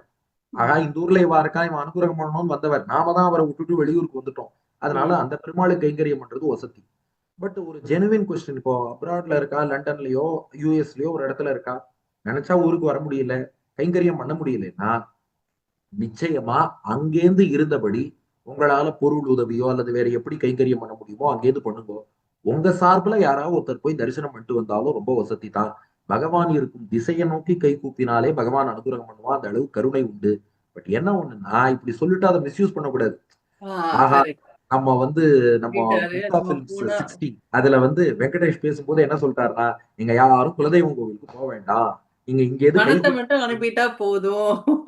ஆஹ் இது அடியன் பிரமாணத்தோட சொல்றேன். பொய்கையாழ்வாருடைய பாசுரம், ஒன்றும் மறந்தறியேன் ஓதநீர் வெண்ணனை இன்று மறப்பனோ ஏழைகள் அன்று கருவரங்க தூக்கிடந்து கை தொழுதேன் கண்டேன் திருவரங்கமேயான் திசை. இந்த திசையை நோக்கி கை கூப்பினேன்னார். இதுக்காக எதுக்கு சொல்றோம்னா அவ அவ மனசாட்சி தான் இதுல பெஸ்ட் ஜட்ஜ். நமக்கு ம். தெரியும் ஊருக்கு போக முடியுமா இல்லையா, ஒரு கல்யாணம்னா ஊருக்கு வரோம் அதெல்லாம் தெரியும். அதனால ஒவ்வொரு வருஷமும் இதுக்குன்னு வச்சுன்னு வரதுதான் வசதி. பட் ஜெனுவினாவே வர முடியாம கமிட்மெண்ட்ஸ் உள்ளவா இருப்பா. சோ அதுக்கு ம். The individual is the best judge. ம். அதனால அதுக்கேத்த மாதிரி அவ வந்து வர முடியாத பட்சத்துல இன்னொருத்தர அனுப்பலாம், இருந்த இடத்துல இருந்து கைங்கரியம் பண்ணலாம், திசையை நோக்கி கை கூப்பி அந்த பகவானை தியானம் பண்ணி. Very nice. அதுலயே இன்னொரு ஒரு பார்ட், இப்போ ஆஹ் குலதெய்வம் வந்து இப்போ சில பேருக்கு தெரியாம இருக்கு. ஆஹ் இதுதான் நம்ம குலதெய்வம் அப்படின்னு தெரியல அப்படின்னா அவ வந்து என்ன செய்யலாம்? சில பேர் வந்து இந்த நாடி ஜோசியர்கிட்ட போய் அவ வந்து பாக்குறா, உம் இல்லைன்னா ஜோசியர்காரர்கிட்ட போய் கேக்குறா, இல்ல சில பேர் வந்து அவளோட ஃபேமிலியில வந்து யார்கிட்ட கேட்டு தெரிஞ்சுக்கணும்னு தெரிய மாட்டேங்கிறது. ஆஹ் குலதெய்வம் தெரியலன்னா அவ என்ன செய்யணும்? அதாவது இதுக்கு ரெண்டே ரெண்டு வழிதான் மேடம் இருக்கு. ஒண்ணு வந்து நம்மாத்து பெரியோர்களோ நம்மாத்து ஆச்சாரியர் புரோகிதரோ அவள்கிட்ட தான் கேட்கணும். நம்ம வெளியில எக்ஸ்டர்னலா ஒரு ஜோசியர்கிட்ட போய் கேட்டா அவர் எவ்வளவு தூரம் சொல்ல முடியும் தெரியாது. ம். ஸோ நம்ம ஃபேமிலி ஃபர்ஸ்ட் அப்பா அம்மா தாத்தா பாட்டி. இன்னைக்கு என்ன மெயின் ப்ராப்ளம்னா எந்த வீட்லயும் தாத்தா பாட்டியே கிடையாது. ம். அவள்கிட்ட கேட்டா சொல்லிடுவா. தாத்தா பாட்டி இல்லைன்னா இந்த பங்காளிகள்னு இருப்பா இல்லையா, இந்த 7 தலைமுறைக்குள்ள உறவு தாயாதிகள் அந்த மாதிரி. அவ யார்த்தையாவது கேட்டா அவ இதுதான் குலதெய்வம்னு போயிட்டு இருப்பா இல்லையா, அதனால அங்க கேட்டு தெரிஞ்சுக்கலாம். இல்ல வாத்து வாத்தியார் இல்லது அந்த ஆத்துக்குன்னு யாராவது ஒரு புரோகிதர் அந்த மாதிரி வச்சிருப்பா, அங்க போய் கேட்டு தெரிஞ்சுக்கலாம். இப்படி கேட்டு தெரிஞ்சுக்கிறது தான் வழி. எனக்கே டெய்லி ஒரு 10 இமெயிலாவது வருது, சார் எங்க குலதெய்வத்தை கண்டுபிடிச்சு சொல்லுங்க. நாம எப்படி கண்டுபிடிக்க முடியும் சொல்லுங்க. சோ அவ குடும்ப நம்ம தான் பெரியவங்க தேடிதான் நம்ம பார்த்து கேட்கணும். சொல்ல முடியும். ஆஹ் கண்டுபிடிச்சு சொல்லுவேனா? பட் இந்த இன்டரிம் பீரியட் அதுக்கு இன்னொரு வழி இருக்கு. அதான் பாயிண்ட் நம்பர் 2. ம். என்னன்னா அவளுக்கு ஒரு இஷ்ட தெய்வம்னு இருக்கும் இல்லையா. எனக்கு ஆ, பிடிச்ச சில பேருக்கு ஆஞ்சநேயர்னா பிடிக்கும், கரெக்ட். ஆ. சில பேர் கிருஷ்ணனை பிடிக்கும், சில பேருக்கு நரசிம்மர்ட்ட ஈடுபாடு. இன்டரிம் பீரியட்ல உங்க இஷ்ட தெய்வத்தை வழிபடும். ம். அவரை குலதெய்வம் நினைச்சது, என் குலதெய்வம் யாருன்னு தெரியல, நீயே காட்டி கொடுன்னு சாவி அவர் கையில கொடுத்துரும். ம். கொடுத்துட்டு இஷ்ட தெய்வத்தை வழிபாடு செஞ்சுன்னு வந்தா கூடிய சீக்கிரம் அவரே குலதெய்வம் யாருக்குறத காமிச்சிருவார். இல்ல அவரே குலதெய்வமா இருந்தும் அனுகிரகம் பண்ணுவார். அதுதான் கடைசி கட்டம், லாஸ்ட் ரிசார்ட். ஃபர்ஸ்ட் எல்லாம் தேடி பார்த்துடணும். எந்த முயற்சியும் பலிக்கலைன்னா இப்படி பண்ணணும். Very nice. அடுத்த கேள்வி வந்து இந்த 10 அப்படின்னா என்னது? இப்ப எங்க அம்மாலாம் ஆஹ் வந்து அங்க அது அங்க வைக்காத, அது 10 அப்படின்பா, தள்ளி ஆஹ் வச்சுடுறது அப்படின்பா. சோ இந்த 10 அப்படிங்கிறது என்ன? எதுக்காக தண்ணிய இப்படி தொட்டு அப்புறமா வந்து தயிர் எடுக்கிறது, இந்த ஆஹ் ஊறுகாய் எடுக்கிறதுக்கு முன்னாடி தண்ணிய இப்படி தொட்டுறது, இதெல்லாம் என்ன? எஸ், ஏன்னா இந்த இந்த காலத்து வெரி குட் குழந்தைங்க கொஸ்டின். கிட்டக்க நம்ம அதை எப்படி எக்ஸ்பிளைன் பண்றது? ஏன்னா ஆஹ் அதுல சயின்டிபிக் இது இருக்கா? What is madam that? அது அது ரொம்ப முக்கியமான கான்செப்ட். 10னா ஒண்ணும் இல்ல. எந்த பொருள் கொஞ்ச நேரம் அப்படியே வச்சிருந்தா கெட்டு போயிடுமோ வீணா போயிடுமோ அதுக்கு 10ன்னு பேர். ம் இப்ப நீங்களே கிளாஸிஃபை பண்ணிடலாம். எதை நம்ம சாப்பிடாம வச்சா வீணா போகும். ஒண்ணு சாதம். சாதம் வடிச்சிட்டு கொஞ்ச நேரம் சாப்பிடாம வச்சா அவ்வளவுதான், ஊசி போயிடும். குழம்பு, சாத்தமுத ரசம், இது போன்ற பண்டங்கள். ஒரு காய்கறி, ஒரு காய் பண்றோம், ஆமா. கரியமுது பண்றோம், பொரியல் பண்றோம்னா அது கொஞ்ச நேரம் கழிச்சு அது ஊசி போயிடும். இதுக்கெல்லாம் 10ன்னு பேரு. ம் 10 இல்லாத ஐட்டம், நான் 10 அப்படிங்கிறது எதுன்னா, எவ்வளவு காலம் வச்சிருந்தாலும் அப்படியே நல்லா இருக்கும். ம் இந்த காலத்தை தாண்டி நல்லா இருக்கும். ஒரு ஊறுகாய், ம் எண்ணெய், உப்பு, சர்க்கரை, நெய், நெய். சப்பாத்தி, இது ம் போன்ற ஐட்டம் எல்லாம் இருக்கு பாருங்க. இதெல்லாம் எவ்வளவு காலம் வச்சிருந்தாலும் அது அப்படியே இருக்கும். இதெல்லாம் நான் 10. ம் இப்ப என்ன ப்ராப்ளம், இது ஏன் இந்த 10யும் இதையும் சேர்த்து வைக்க கூடாதுன்னு சொல்றோம்னா, இந்த 10 ஐட்டம் இருக்கு இல்லையா, ம் அதுல வந்து பேசிலஸ் சீரியஸ்னு ஒரு பாக்டீரியா இருக்கும். ம் நீங்க சாதம் வடிச்சிட்டு ஒரு 6 ஹவர்ஸ் 10 ஹவர்ஸ் அப்படியே அதை விட்டாச்சுன்னா பேசிலஸ் சீரியஸ்ங்கிற பாக்டீரியா அதுல அப்படியே நிறைய வளர்ந்துரும். ம் ஆனா இந்த நான் 10 இருக்கு பாருங்க, நெய்யோ அல்லது சப்பாத்தியோ ஊறுகாயோ உப்போ, இதுல எல்லாம் இந்த பேசிலஸ்ங்கிறது வராது. ம் இப்ப நம்ம என்ன பண்ணிடுறோம்னா, ஃப்ரெஷ்ஷா வடிச்ச சாதம்னே வச்சுப்போம். அந்த சாதத்தை தொட்டுடுறோம். சாதத்தை தொட்டுட்டு பக்கத்திலேயே ஊறுகாய் பாட்டில் இருக்கு, அதையும் நாம சேர்த்து தொட்டுடுறோம்னு வச்சுக்கோங்க. ம் இந்த சாதத்தினுடைய ஒரு சின்ன அம்சம் அந்த ஊறுகாய் பாட்டில்ல ஒட்டிடும். ஓ அது ஒரு 6 ஹவர்ஸ் 10 ஹவர்ஸ் ஆச்சுன்னா அதுல அந்த பேசிலஸ் சீரியஸ் பாக்டீரியா வளர ஆரம்பிக்கும். ஓ அந்த பாக்டீரியா என்ன பண்ணிடும்னா இந்த நெய், உப்பு, அங்க இங்க மத்த எல்லா பொருளையும் பரவிடும். அதெல்லாம். அதனாலதான் பெரியோர்கள் என்ன சொல்லியிருக்காங்க, 10 உள்ள பொருளையும் 10 இல்லாத பொருளையும் கான்டாக்ட்ல கொண்டு வராங்க. தனியாவை. ஏன்னா உப்பு, சர்க்கரை இதெல்லாம் வந்து நம்ம நீண்ட நாள் வச்சுட்டு நம்ம யூஸ் பண்ண வேண்டிய ஆப்ஜெக்ட் அதெல்லாம். ம் அதே சமயம் சாதம், குழம்பு இதெல்லாம் வந்து இப்ப நம்ம சாப்பிட்டோம்னா சாப்பிட்டதும் உடனே அலம்பி அந்த பாத்திரத்தை எல்லாம் தேய்ச்சி வச்சிட வேண்டிய பொருள்கள். ம் இப்ப இதை தொட்டுட்டு நாம அதை தொட்டோம்னா இதுல உள்ள அந்த பொருள், அது சாதமா இருக்கலாம், குழம்பா இருக்கலாம், ஒரு காயா இருக்கலாம், அதுல ஒரு சூக்ஷ்மமான ஒரு மைன்யூட் குவான்டிட்டி என்ன பண்ணும், அந்த ஊறுகாய் டப்பால ஒட்டிக்கும் அல்லது நெய் டப்பால ஒட்டிக்கும். ஒட்டிண்டா அது ஒரு 6 ஹவர்ஸ் ஆச்சுன்னா அந்த பாக்டீரியா அதுல வரும். பேசிலஸ் சீரியஸ்னு பேரு. இது நீங்க கூகுளாச்சாரியார்ட்டயே கேளுங்க, அவரே அதை பத்தி சொல்லுவார். அந்த பேசிலஸ் சீரியஸ் அது ரொம்ப, அதுக்கு CEREUSன்னு பேரு, cereus. But okay. It is also a cereus bacteria. Oh SERIOUS ரொம்ப சீரியஸான ஓகே. பாக்டீரியா. அது ஓகே. நிறைய ஜீரண கோளாறு, வயிற்றுப்போக்கு எல்லாத்தையும் உண்டாக்கும். ஓ அதனால 10 ஃபாலோ பண்றதுங்கிறது உண்மையிலேயே ரொம்ப சீரியஸான விஷயம் அது. ம்ஹ்ம். ஆரம் ஓகே. அடிச்சுட்டு அதே கையோட இன்னொரு ஒரு நெய் டப்பாவை தொட்டு அதுல வந்து அந்த சாதம் ஏதாவது ஒரு சின்ன பருக்க ஒட்டிட்டு அதுல இருந்து வந்து நெக்ஸ்ட் அந்த பேசில சீரியஸ் வந்துருத்தோம்னா நெக்ஸ்ட் வீட்ல எல்லாரும் டயரியா தான். ORS தேடி கரெக்ட். இது போக வந்து வேண்டியதான். எல்லாருக்கும் இந்த இந்த விஷயம் போய் சேரணும் அப்படின்னு நினைக்கிறேன். ஆஹ் எல்லாருமே இதை ஃபாலோ பண்றது வந்து. அதுக்காகத்தான் இப்போ அரிசி, இப்போ ஒரு சாதத்தை தொட்டிருக்கோம்னு சொன்னா கையை அலம்பிக்கிறோம். கையை நல்லா வாஷ் பண்ணோம்னா கையில ஒட்டிட்டு இருக்க பாக்டீரியா போயிடும். அதுக்கப்புறம் போய் நம்ம உப்பை தொடுறோம், அதுக்கப்புறம் நெய்யை தொடுறோம், அதுக்கப்புறம் ஊறுகாயை தொடுறோம். கரெக்டா. கரெக்ட் யா தானே மேடம்? டெஃபினட்டா கரெக்ட். நான் அதெல்லாம் பண்ணுவேன். பட் சில பேர் கிண்டல் பண்ணுவா, என்னது இது 10 11 12 அப்படின்னு கிண்டல் பண்ணுவா. So, அதனால இந்த கேள்வி ஆக்சுவலா என்கிட்ட இருந்து தான் வந்திருக்கு. 10 11 நானும் அந்த செய்யும். கேள்வி கேட்கணும்னு ஆசைப்பட்டு உங்ககிட்ட இருந்து இல்ல, ஆன்சர் 10 வாங்கியிருக்கேன். ஃபாலோ பண்ணா அது 11 செய்யும்னு சொல்லுவோம். பணம் 10 தான் செய்யும், இந்த 10 11 செய்யும். Lovely lovely answer. Thank you so much. இந்த காலத்து யங்ஸ்டர்ஸ்க்கு லைக் ஆஹ் நிறைய பேர் வந்து குழந்தைகளுக்குலாம் கரெக்டான டயத்துக்கு இப்போலாம் வந்து பூனல் போட்டு விடுறா. ஆஹ் உபநயனம்ங்கிறது ரொம்ப கிராண்டா கல்யாணம் மாதிரி இப்பெல்லாம் பண்ணிடுறா, எல்லாம் செஞ்சுடுறா. ஆஹ் அண்ட் அந்த குழந்தைகளும் வந்து முதல்ல இனிஷியல் ஸ்டேஜஸ்ல நன்னா அழகா வந்து சமிதாதானம் பண்ணி எல்லாம் காயத்ரி எல்லாம் பண்ணி சந்தியாவதனம் எல்லாம் பண்ணிட்டுறதுங்க. ஆஹ் அப்புறம் ஆஸ் ஏஜ் க்ரோஸ் வந்து அதெல்லாம் அப்படியே அடங்கி போயிடுறது. பட் சந்தியாவந்தனம்ங்கிறது எவ்வளோ இம்பார்ட்டன்ட். அது வந்து ஆஹ் பண்றதுங்கிறது என்ன, why should I do that? ஏன் நான் பண்றதுனால, நான் ஒருத்தன் பண்றதுனால தான் சூரியன் உதிக்கிறதா அப்படிங்கிற போலதான் ஒன்ஸ் அந்த ஆஹ் அந்த டீனேஜ் பருவம் வந்தோடனே அந்த குழந்தை எல்லாம் கேட்க ஆரம்பிக்கிறது. சோ அது என்ன இம்பார்ட்டன்ஸ் இருக்கு அப்படிங்கறத ஒரு ஃபர்ஸ்ட் அந்த கொஸ்டினுக்கு சொல்ல பதில் முடியுமா? சொல்றேன் மேடம். நாம பண்றது நிச்சயமா சொல்றேன். சந்தியாவந்தனம் பண்ணுவதால் சூரியன் உதிக்கிறது. அது வேதத்திலேயே சொல்லப்பட்ட விஷயம். மந்தேகர்கள்ங்கிற அரக்கர்கள் சூரியோதயத்துக்கு தடை பண்றாங்க. நம்ம காயத்ரி மந்திரம் சொல்லி அர்க்கியம் கொடுக்கும் போது அதுதான் அம்பாக மாறி அந்த அரக்கர்களை கொஞ்சம் தள்ளி வச்சு சூரிய உதயத்துக்கு ஹெல்ப் பண்ணும். அவனே என்ன கேட்கறான், இப்ப ஜப்பான் தான் லேண்ட் ஆஃப் ரைசிங் சன், ஜப்பான்ல யாருப்பா அர்க்கியம் கொடுக்குறா, யார் சந்தியாவந்தனம் பண்றாங்க? அப்படி இல்ல, அவளுக்கும் சேர்த்துதான் நாம அவளுக்கும் பண்ணிட்டு சேர்ந்து இருக்கோம். நம்ம பண்றோம். யா. ஆனா அதுக்குள்ள இன்னொரு தாத்பரியம், நமக்கும் ஒரு பர்சனல் பெனிஃபிட் இருக்கு. நம்ம உள்ளத்துக்குள்ள ஞானம்ங்கிற சூரியன் உதிக்கணுமா, ஆத்மா ஞானம், செல்ஃப் ரியலைசேஷன், அந்த ஆத்ம ஞானம்ங்கிற சூரியன் உள்ள உதிக்கணும். இதையும் சில அரக்கர்கள் தடுக்கிறா. யாருன்னா நம்முடைய ஈவில் தாட்ஸ், கெட்ட ம். எண்ணங்கள்ங்கிற அரக்கர்கள் உள்ளுக்குள்ள ஞான சூரியன் உதிக்காம தடுத்துட்டு இருக்கா. டெய்லி காயத்ரி மந்திரம் சொன்னா அந்த காயத்ரி வெளியில மட்டும் அம்பா போகாது, உள்ளுக்குள்ளேயும் அம்பா போய் ஈவில் தாட்ஸ்ங்கிற அரக்கர்கள் எல்லாம் அழிச்சு உள்ளுக்குள்ள ஞான சூரியன் உதிக்கும்படியாக அனுகிரகம் பண்ணும். அதனாலதான் காயத்ரி சொல்ல ஆஹா. சொல்ல ஞானம்ங்கிறது நல்லா வளரும். ஒண்ணு. ரெண்டாவது, சாஸ்திரத்துல சந்தியாஹீனோ அசுச்சிஹி நித்தியம் அனர்ஹ சர்வ கர்மசு எது அந்யத் குருத்தே கர்மா ந தஸ்ய பலபாக் பவேத்துன்னு சொல்லியிருக்கு. சந்தியாவந்தனம் பண்ணாதவன் அசுத்தமானவன். அந்த அசுத்தமாகி சந்தியாவந்தனம் பண்ணாமல் இருக்கக்கூடிய அந்த அசுத்தன் இருக்கானே, அவனுக்கு வேற எந்த கர்மாவும் பண்ண ரைட்ஸே கிடையாது. ஒருவேளை சந்தியாவந்தனம் பண்ணாம வேற எந்த பெரிய யாகம் ஹோமமே பண்ணாலும் அதுக்கான பலன் அவனுக்கு கிடைக்காதுன்னு சொல்லியிருக்கு. இன்னைக்கு ம். நிறைய பேர் புலம்புறத நீங்களே பார்த்துட்டு, நான் கோவிலுக்காக போறேன், நான் போய் குடம் குடமா அபிஷேகம் பண்றேன், வாழ்க்கையில மட்டும் நல்லது நடக்கல, வாழ்க்கை கேளுங்க சந்தியாவந்தனம் பண்றாளான்னு. ஏன்னா சந்தியாவந்தனம் பண்ணாதான் நாம் பண்ணக்கூடிய மற்ற கர்மாவுக்கு பலன் கிடைக்கும். ம். சந்தியாவந்தனம் பண்ணாதவன் அசுத்தமானவன். அந்த அசுத்தியோட எந்த கர்மா பண்ணாலும் அதுக்கு பலன் இல்லை. இது ரெண்டு. மூணாவது, காயத்ரி மந்திரம்ங்கிறது தான் நமக்கு பெரிய ப்ரொடெக்ஷன். காயத்ரி காயத்ரிங்கிறோமே, காயத்ரின்னா என்ன அர்த்தம்னா காயந்தம் திராயத்தே எஸ்மாத்து காயத்ரி. கானம் பண்றவாளை எது காப்பாத்துறதோ அதுக்கு காயத்ரின்னு பேரு. ஒருத்தன் ஷீல்டு மாதிரி. தினந்தோறும் ஆஹ் ஒரு ஒரு ஷீல்டு ஷீல்டு, ஒரு மாதிரி. ப்ரொடெக்ஷன். ஆமா, கவச்சம். காயத்ரி சொல்ல சொல்ல சொல்ல சொல்ல அந்த எனர்ஜி பாசிட்டிவிட்டி சுத்தி இருந்து அவனை எப்போதும் காப்பாற்றும். இதை விட ஒரு பெரிய ப்ரொடெக்ஷன் கிடையாது. நாலு, இந்த குழந்தைகளுக்கெல்லாம் இன்னைக்கு எவ்வளவு ஈவில் தாட்ஸ் எல்லாம் வருதுன்னு பாக்குறோம்.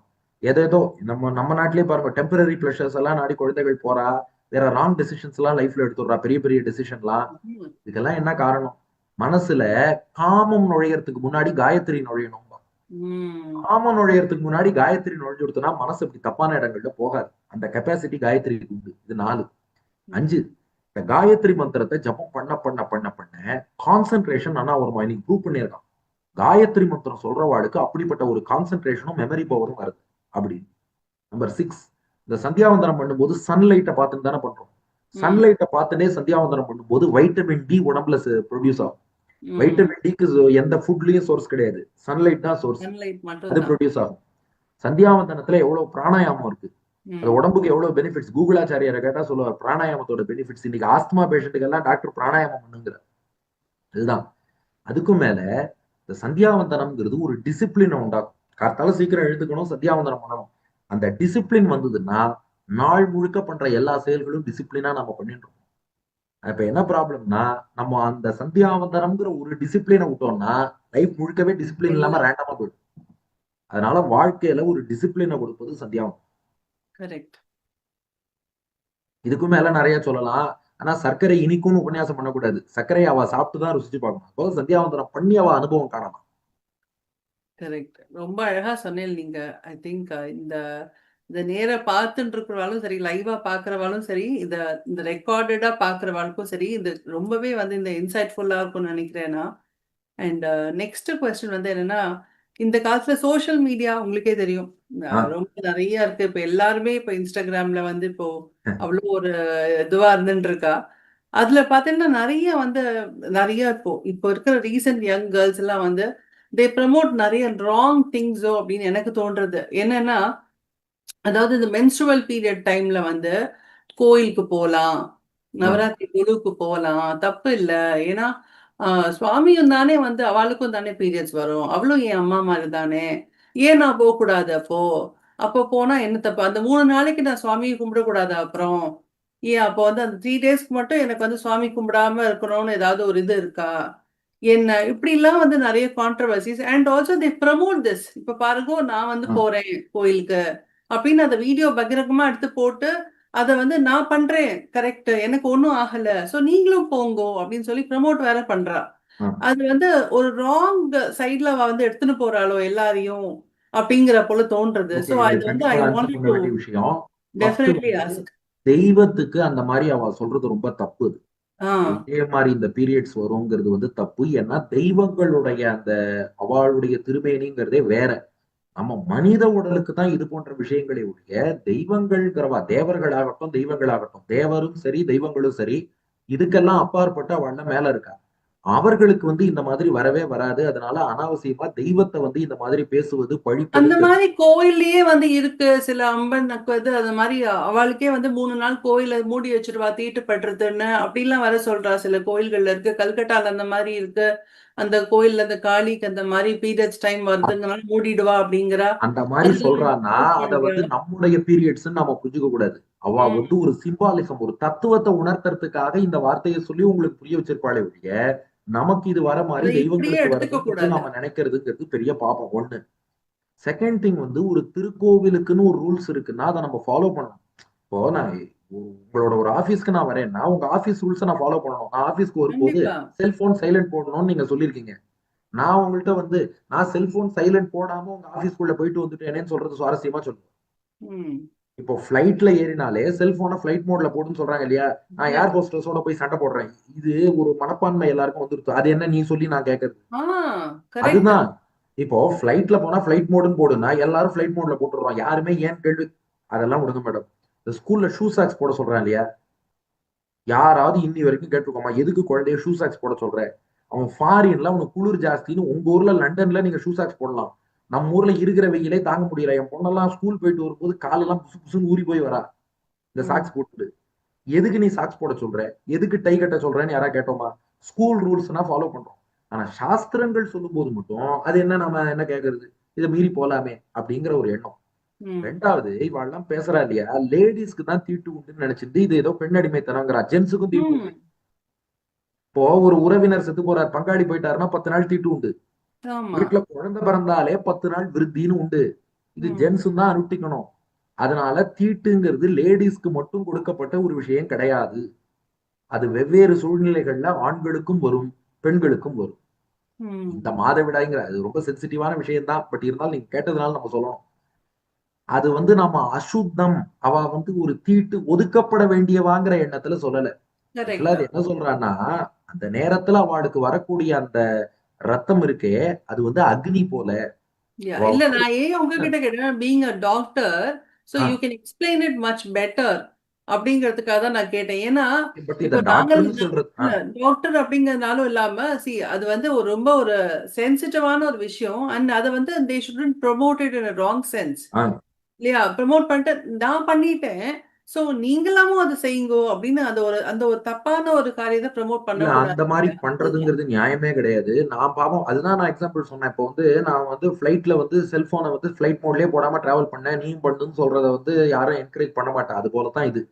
இன்னொன்னு அத வந்து ஒரு அக்னிக்கு சமம்ங்கிற அந்த காலத்துல வரக்கூடிய ரத்தம். அவ ஒரு தபஸ்ல இருக்கா.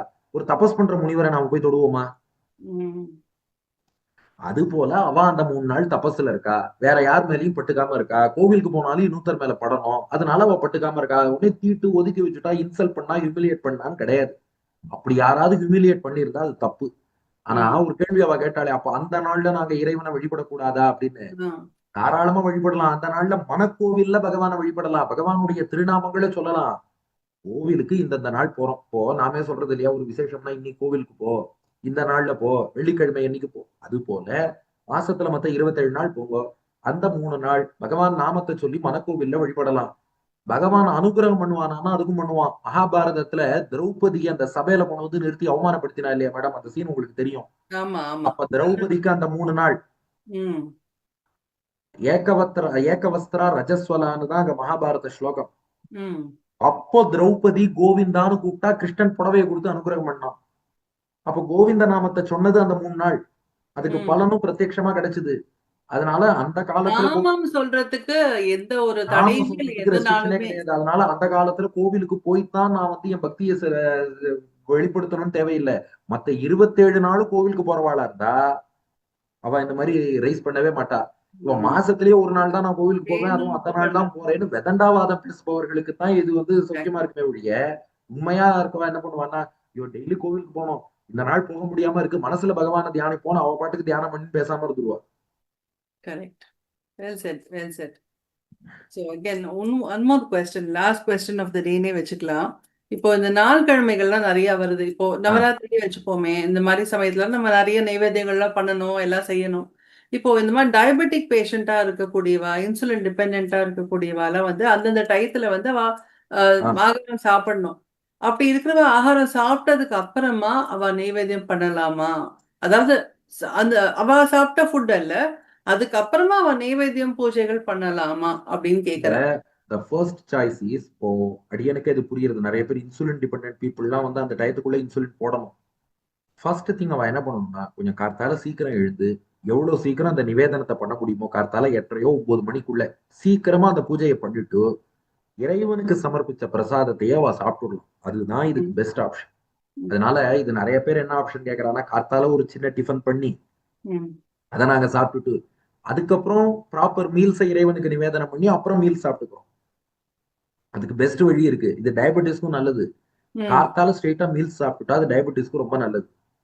அதனால ம். முடிந்தவரை கார்த்தால சீக்கிரமா மீல்ஸ் ரெடி பண்ணி அதை இறைவனுக்கு சமர்ப்பிச்சுட்டு ஒரு 9 மணிக்கெல்லாம் அவ சாப்பிட்டுட்டான்னா அது ரொம்ப ரொம்ப healthy. Oh. Second okay. Second choice ஒன்னு சொல்றேன். சில பேருக்கு என்ன ப்ராப்ளம் 9 மணிக்குள்ள எங்க வீட்டுல மீல்ஸ் ரெடி ஆகுமா ம். அப்படிங்கிற ஒரு கேள்வி இருக்கு. என்ன பண்ணலாம்னா இந்த அபிகமனம்னு காத்தால ஒரு டிஃபன் முதல்ல பண்ணி அதை இறைவனுக்கு நிவேதனம் பண்ணுங்க. இறைவனுக்கு நிவேதனம் பண்ணாம எதுவும் சாப்பிடக்கூடாது. கீதையில கிருஷ்ணன் சொல்லியிருக்கான் யஜ்ஞ சிஷ்டாசின சந்தோ முச்சியந்தே சர்வ கில்பிஷைகி தேத்து அகம் புஞ்சதே பாப்பாக ஏப்பச்சந்தி ஆத்ம காரண. இறைவனுக்கு சமர்ப்பிச்சுட்டு சாப்பிட்டோம்னா நமக்கு பாபம் போகுமா? இறைவனுக்கு சமர்ப்பிக்காம எனக்கு நானே சமைச்சு சாப்பிட்டான்னா அவன் சாப்பாடை சாப்பிடல பாபத்தை சாப்பிடுறாங்கிறான் பகவான். நான் இதை உருவாக்கி கொடுத்த இறைவனுக்கு நன்றி சொல்லாம நாம சாப்பிடக்கூடாது. அதனால ஒரு 8:30 மணிக்கு இது அபிகமனம்னு சொல்லுவா. ம். டிஃபன் சின்னதா ஒண்ணு ம். பண்ணி அதை இறைவனுக்கு முதல்ல சமர்ப்பிச்சு அதை சாப்பிட்டுருக்கோம். ம். அதுக்கப்புறம் மத்தியான தளிகை எல்லாம் ரெடி ஆனதும் அதை மீண்டும் இறைவனுக்கு சமர்ப்பிச்சுட்டு அதுக்கப்புறம் சாப்பிடட்டும். அதனால 2 தடவை பூஜை பண்ண மாதிரியும் இருக்கும் இல்லையா? இதெல்லாம் நான் லாஸ்ட் ரிசார்ட் தான். ஃபர்ஸ்ட் நான் சொன்ன ஆப்ஷன் அவ ஹெல்த்துக்கும் நல்லது. கார்த்தால ஸ்ட்ரெயிட்டா மீல்ஸ் 9 மணிக்குள்ள ரெடி பண்ணி அதை நிவேதனம் பண்ணிட்டு அவ சாப்பிட்டான்னா அது வந்து அவ ஹெல்த்துக்கும் நல்லது.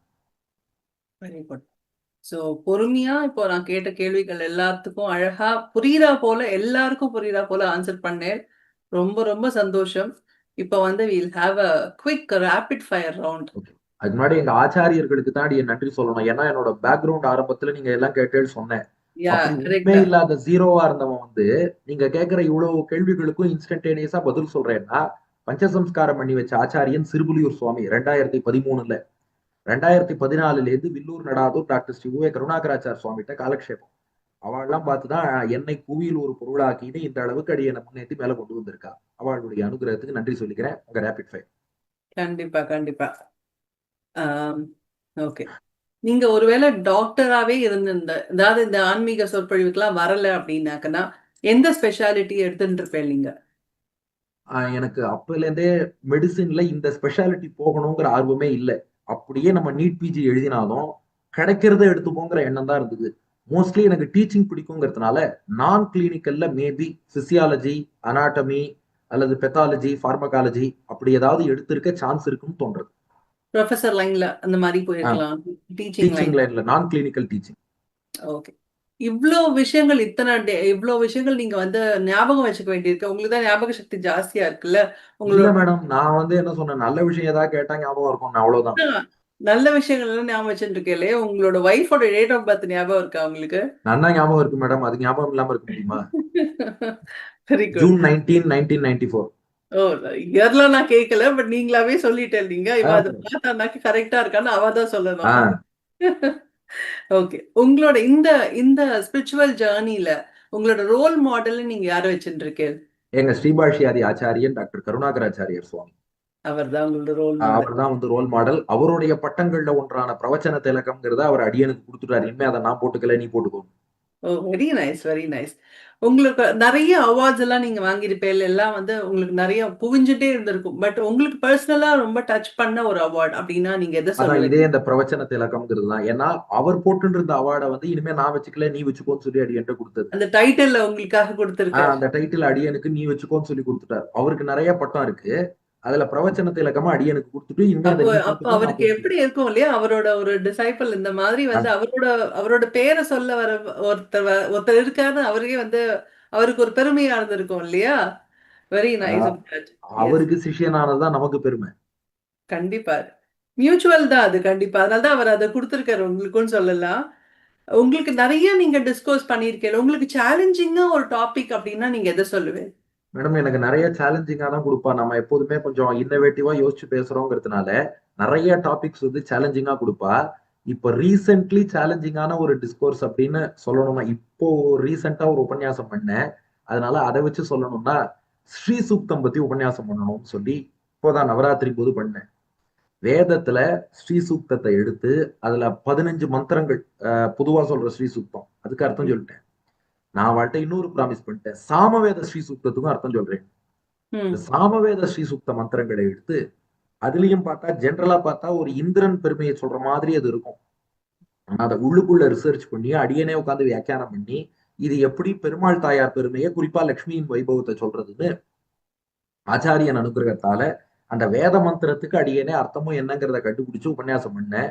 அந்த ஸ்ரீசூக்தம் உபன்யாசம் வந்து உண்மையிலே ஒரு ரீசெண்டா பண்ணதுனால சொல்றேன். இது போல நிறைய சேலஞ்சிங் டாபிக்ஸ் எனக்கு கொடுத்துருக்கா. கர்மமும் தர்மமும் அப்படின்னு ஒரு டாபிக் கொடுத்தார். இன்னொரு இடத்துல வந்து if karma decides everything, what is the role of God அப்படின்னு ஒரு டாபிக் கொடுத்தார். சயின்ஸ் அண்ட் சனாதன தர்மம். இது போலலாம் நம்மள பார்த்தாலே நிறைய இந்த மாதிரி டாபிக் எல்லாம் கொடுப்பா. அதனால வெரி நைஸ். யூஸ்வலா நான் என்ன பண்ணுவேன்னா, எவரி உபன்யாசம் இஸ் ஏ சேலஞ்சிங் உபன்யாசம். ஏற்கனவே நாம எவ்வளவுதான் பேசியிருந்தாலும் கூட அந்த இடத்துல புதுசா ஏதாவது சொல்லணும் அப்படின்னு எடுத்துதான் பேசுவோம். கண்டிப்பா. ஏன்னா யா ரைட். ஏன்னா நிறைய பேர் உங்களை ஃபாலோ பண்ணிட்டு இருக்கா இல்லையா? So they ah might also want something new from you. ஆமா, the most recent challenge is your rapid fire. Oh, thank you so much. உங்களோட ஃபேவரட் கிரிக்கெட்டர் யாரு? Sachin Tendulkar. All time favourite. ஆமா, அவரை பார்த்து வளர்ந்தவன் தானே. உங்களோட ஹாபிஸ் என்ன?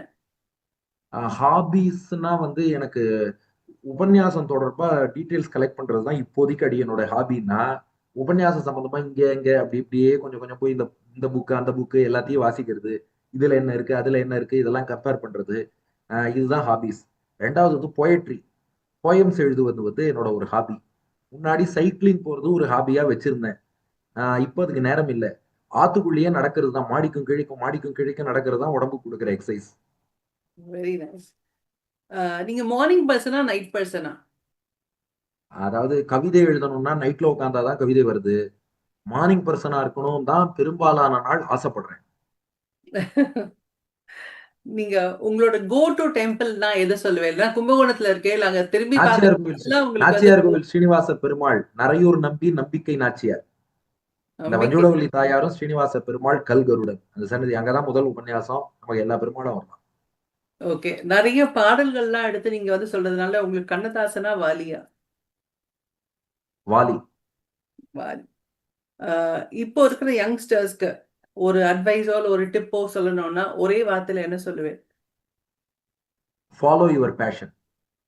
ஓகே. சோ இந்த என்டையர் கான்வர்சேஷனை பத்தி நீங்க சொல்லணும்னா அப்ப என்ன சொல்லுவேன்? எ நாவல் எக்ஸ்பீரியன்ஸ். Thank you so much. ரொம்ப நல்லா முடிஞ்சது உங்களோட ரேபிட் ஃபயர் ரவுண்டும். சூப்பரா பண்ணிட்டேன். தேங்க்யூ. சேலஞ்சிங் ரவுண்ட் எல்லாம் ஒண்ணும் இல்ல. ரொம்ப நல்லா இருந்தது. You just wanted to make it a fun. ஏன்னா நீங்க எப்பவுமே ரொம்ப வந்து இந்த மாதிரி சீரியஸா இருந்தே பேசிட்டே பழக்கம் இல்லையா? சோ அது அது கொஞ்சம் ஃபன்னா இருக்கணுமே ஆஹா, அப்படிங்கிறது I என்ன made it. பாக்குறவாதான் சீரியஸ் நினைச்சிட்டுறா. இல்ல யூ ஆர் நாட் தட் சீரியஸ்னு சொல்ல முடியாது. உங்களோட உங்களோட ஜேர்னி வாஸ் லைக் தட். நீங்க வந்து நம்ம சூஸ் பண்ணின பாதை அந்த மாதிரி இருக்கு. எதையுமே நம்ம வந்து கொஞ்சம் ஜோவியலா சொன்னா இன்னும் ஈஸியா கனெக்ட் பண்ணிக்கிறதுக்கு முடியும் அப்படிங்கிறதும் வந்து உங்களோட டிஸ்கோர்ஸே நாங்க நிறைய புரிஞ்சுட்டோம். அண்ட் ஈஸியா நம்மளால வந்து புரிஞ்சுக்க முடியுது. நமக்கு வேண்டியது என்னன்னா நம்ம கம்யூனிகேட் பண்ற விதம் வந்து ஈஸியா இருக்கணும். நம்ம சொல்ற அதுதான் பாயிண்ட்ஸ் எங்க ரொம்ப ஆச்சாரியன் ஸ்ட்ராங்கா சொன்னதுதான். இருந்தாலும். நீ யாரையும் இம்ப்ரெஸ் பண்றதுக்காக பேசாத, இன்ஃபார்ம் பண்றதுக்காக பேசுவார். கரெக்ட். எக்ஸாக்ட்லி கரெக்டான பாயிண்ட் தான் அவர் சொல்லியிருக்கார். அண்ட் ரொம்ப அழகா இந்த ஒரு 1 hour எப்படி போச்சுன்னு எனக்கு தெரியல. அண்ட் நம்ம நேயர்களுக்கும் அப்படிதான் இருந்திருக்கும்னு நினைக்கிறேன். நிறைய பேர் வந்து ஃபேஸ்புக்ல பார்த்துட்டு இருக்கா. அண்ட் ஐ வாஸ் ஜஸ்ட் வாட்சிங் ஃபேஸ்புக் ஆல்சோ. ஸோ அதுல உள்ள கொஸ்டின்ஸ் எல்லாமும் சிலது இருக்கு. அண்ட் டெஃபினட்டா நம்ம வந்து இன்னொரு ஒரு சந்தர்ப்பம் வந்து நமக்கு கிடைக்கும்னு நினைக்கிறேன், இன்னொரு தடவை பேசுறதுக்கும். அதுக்கும் நீங்க வந்து எங்களுக்கு வந்து ஒரு ஸ்லாட் கொடுக்கணும். ஸோ நீங்க சொல்லுங்க. உங்களுடைய உங்களுடைய இந்த 1 hour எப்படி இருந்தது அப்படிங்கறத சொல்லுங்க. ரொம்ப ஆனந்தமா இருந்தது மேடம். அண்ட் என்னுடைய லைஃப்ல கிட்டத்தட்ட 22 வயசு வரைக்கும் நடந்த சம்பவங்கள்லாம் சொல்லிட்டேன். 22ல இருந்து 35 தான் பாக்கி. அதனால அத வந்து நாம பின்னாடி ஒரு அக்கேஷன்ல ஷேர் இன்னொரு பண்ணுவோம். ஒரு பட் இந்த ப்ரோக்ராம்ல first கண்டிப்பா 15 வச்சுக்கலாம். years வந்து எனக்கு ஒரு ரீகேப் மாதிரி. அப்ப என்ன பண்ணோம், எப்படி இதுக்கு வந்தோம் அப்படின்னு சொல்லிட்டு நாம திரும்ப ஒரு தடவை நினைச்சு பார்க்கிறதுக்கு யூஸ்ஃபுல்லா இருந்தது. அண்ட் நீங்க கேட்ட கொஸ்டின்ஸ் அண்ட் நீங்க ப்ரெசென்ட் பண்ண விதம், ஏன்னா எல்லாமே நாம ஒரு பக்கம் பேசினாலும் அந்த சைடு நீங்க வந்து அதை கோகிரண்டா கோஜென்ட்டா கொண்டு வந்து அந்த கேள்விகள் எல்லாம் கேட்டு, அதுவும் நம்ம சொன்ன ஆன்சர் நல்லா இருந்ததோ இல்லையோ வெரி நைஸ்னு எல்லா ஆன்சருக்கும் சொன்னேன். அப்படி உங்க என்கரேஜ் அச்சச்சோ! எல்லாமே நல்லா. நிஜமாவே ரொம்ப இட் இஸ் பாக்கியம் ஃபார் மீன்னு சொல்லணும். அதான் சொல்றேன். இந்த ஒரு நாள்ல சரஸ்வதி பூஜை அன்னைக்கு இந்த பூஜையெல்லாம் பண்ணிட்டு உங்கள மாதிரி ஒரு வேதவித்துக்கிட்ட பேசுறதே எனக்கு ஒரு பெரிய பாக்கியம். அது அமைச்சு கொடுத்த மாயா மேம்க்கு ரொம்ப ரொம்ப மாயா சந்தோஷம் மேம்க்கு சொல்லணும். அடியனும் முக்தா ஃபிலிம்ஸ் 60 இயர்ஸ் மாயா மேம்க்கு நிச்சயமா நம்ம ஆமா. 2 பேருமே நன்றி சொல்ல கடமைப்பட்டிருக்கோம். கண்டிப்பா, கண்டிப்பா. அண்ட் இந்த ஒரு பொழுது எல்லாருக்குமே ரொம்ப நல்ல பொழுதா போயிருக்கும்னு நினைக்கிறேன். உங்க எல்லாரையுமே வந்து வேற ஒரு நிகழ்ச்சியில சீக்கிரமாவே சந்திக்கிறேன். Until then, it's Nitya Swami signing off. நன்றி, வணக்கம். எல்லாருக்கும் நமஸ்காரம். லக்ஷ்மி ஹயக்ரீவர் அனுகிரகம் நிறைய. நன்றி.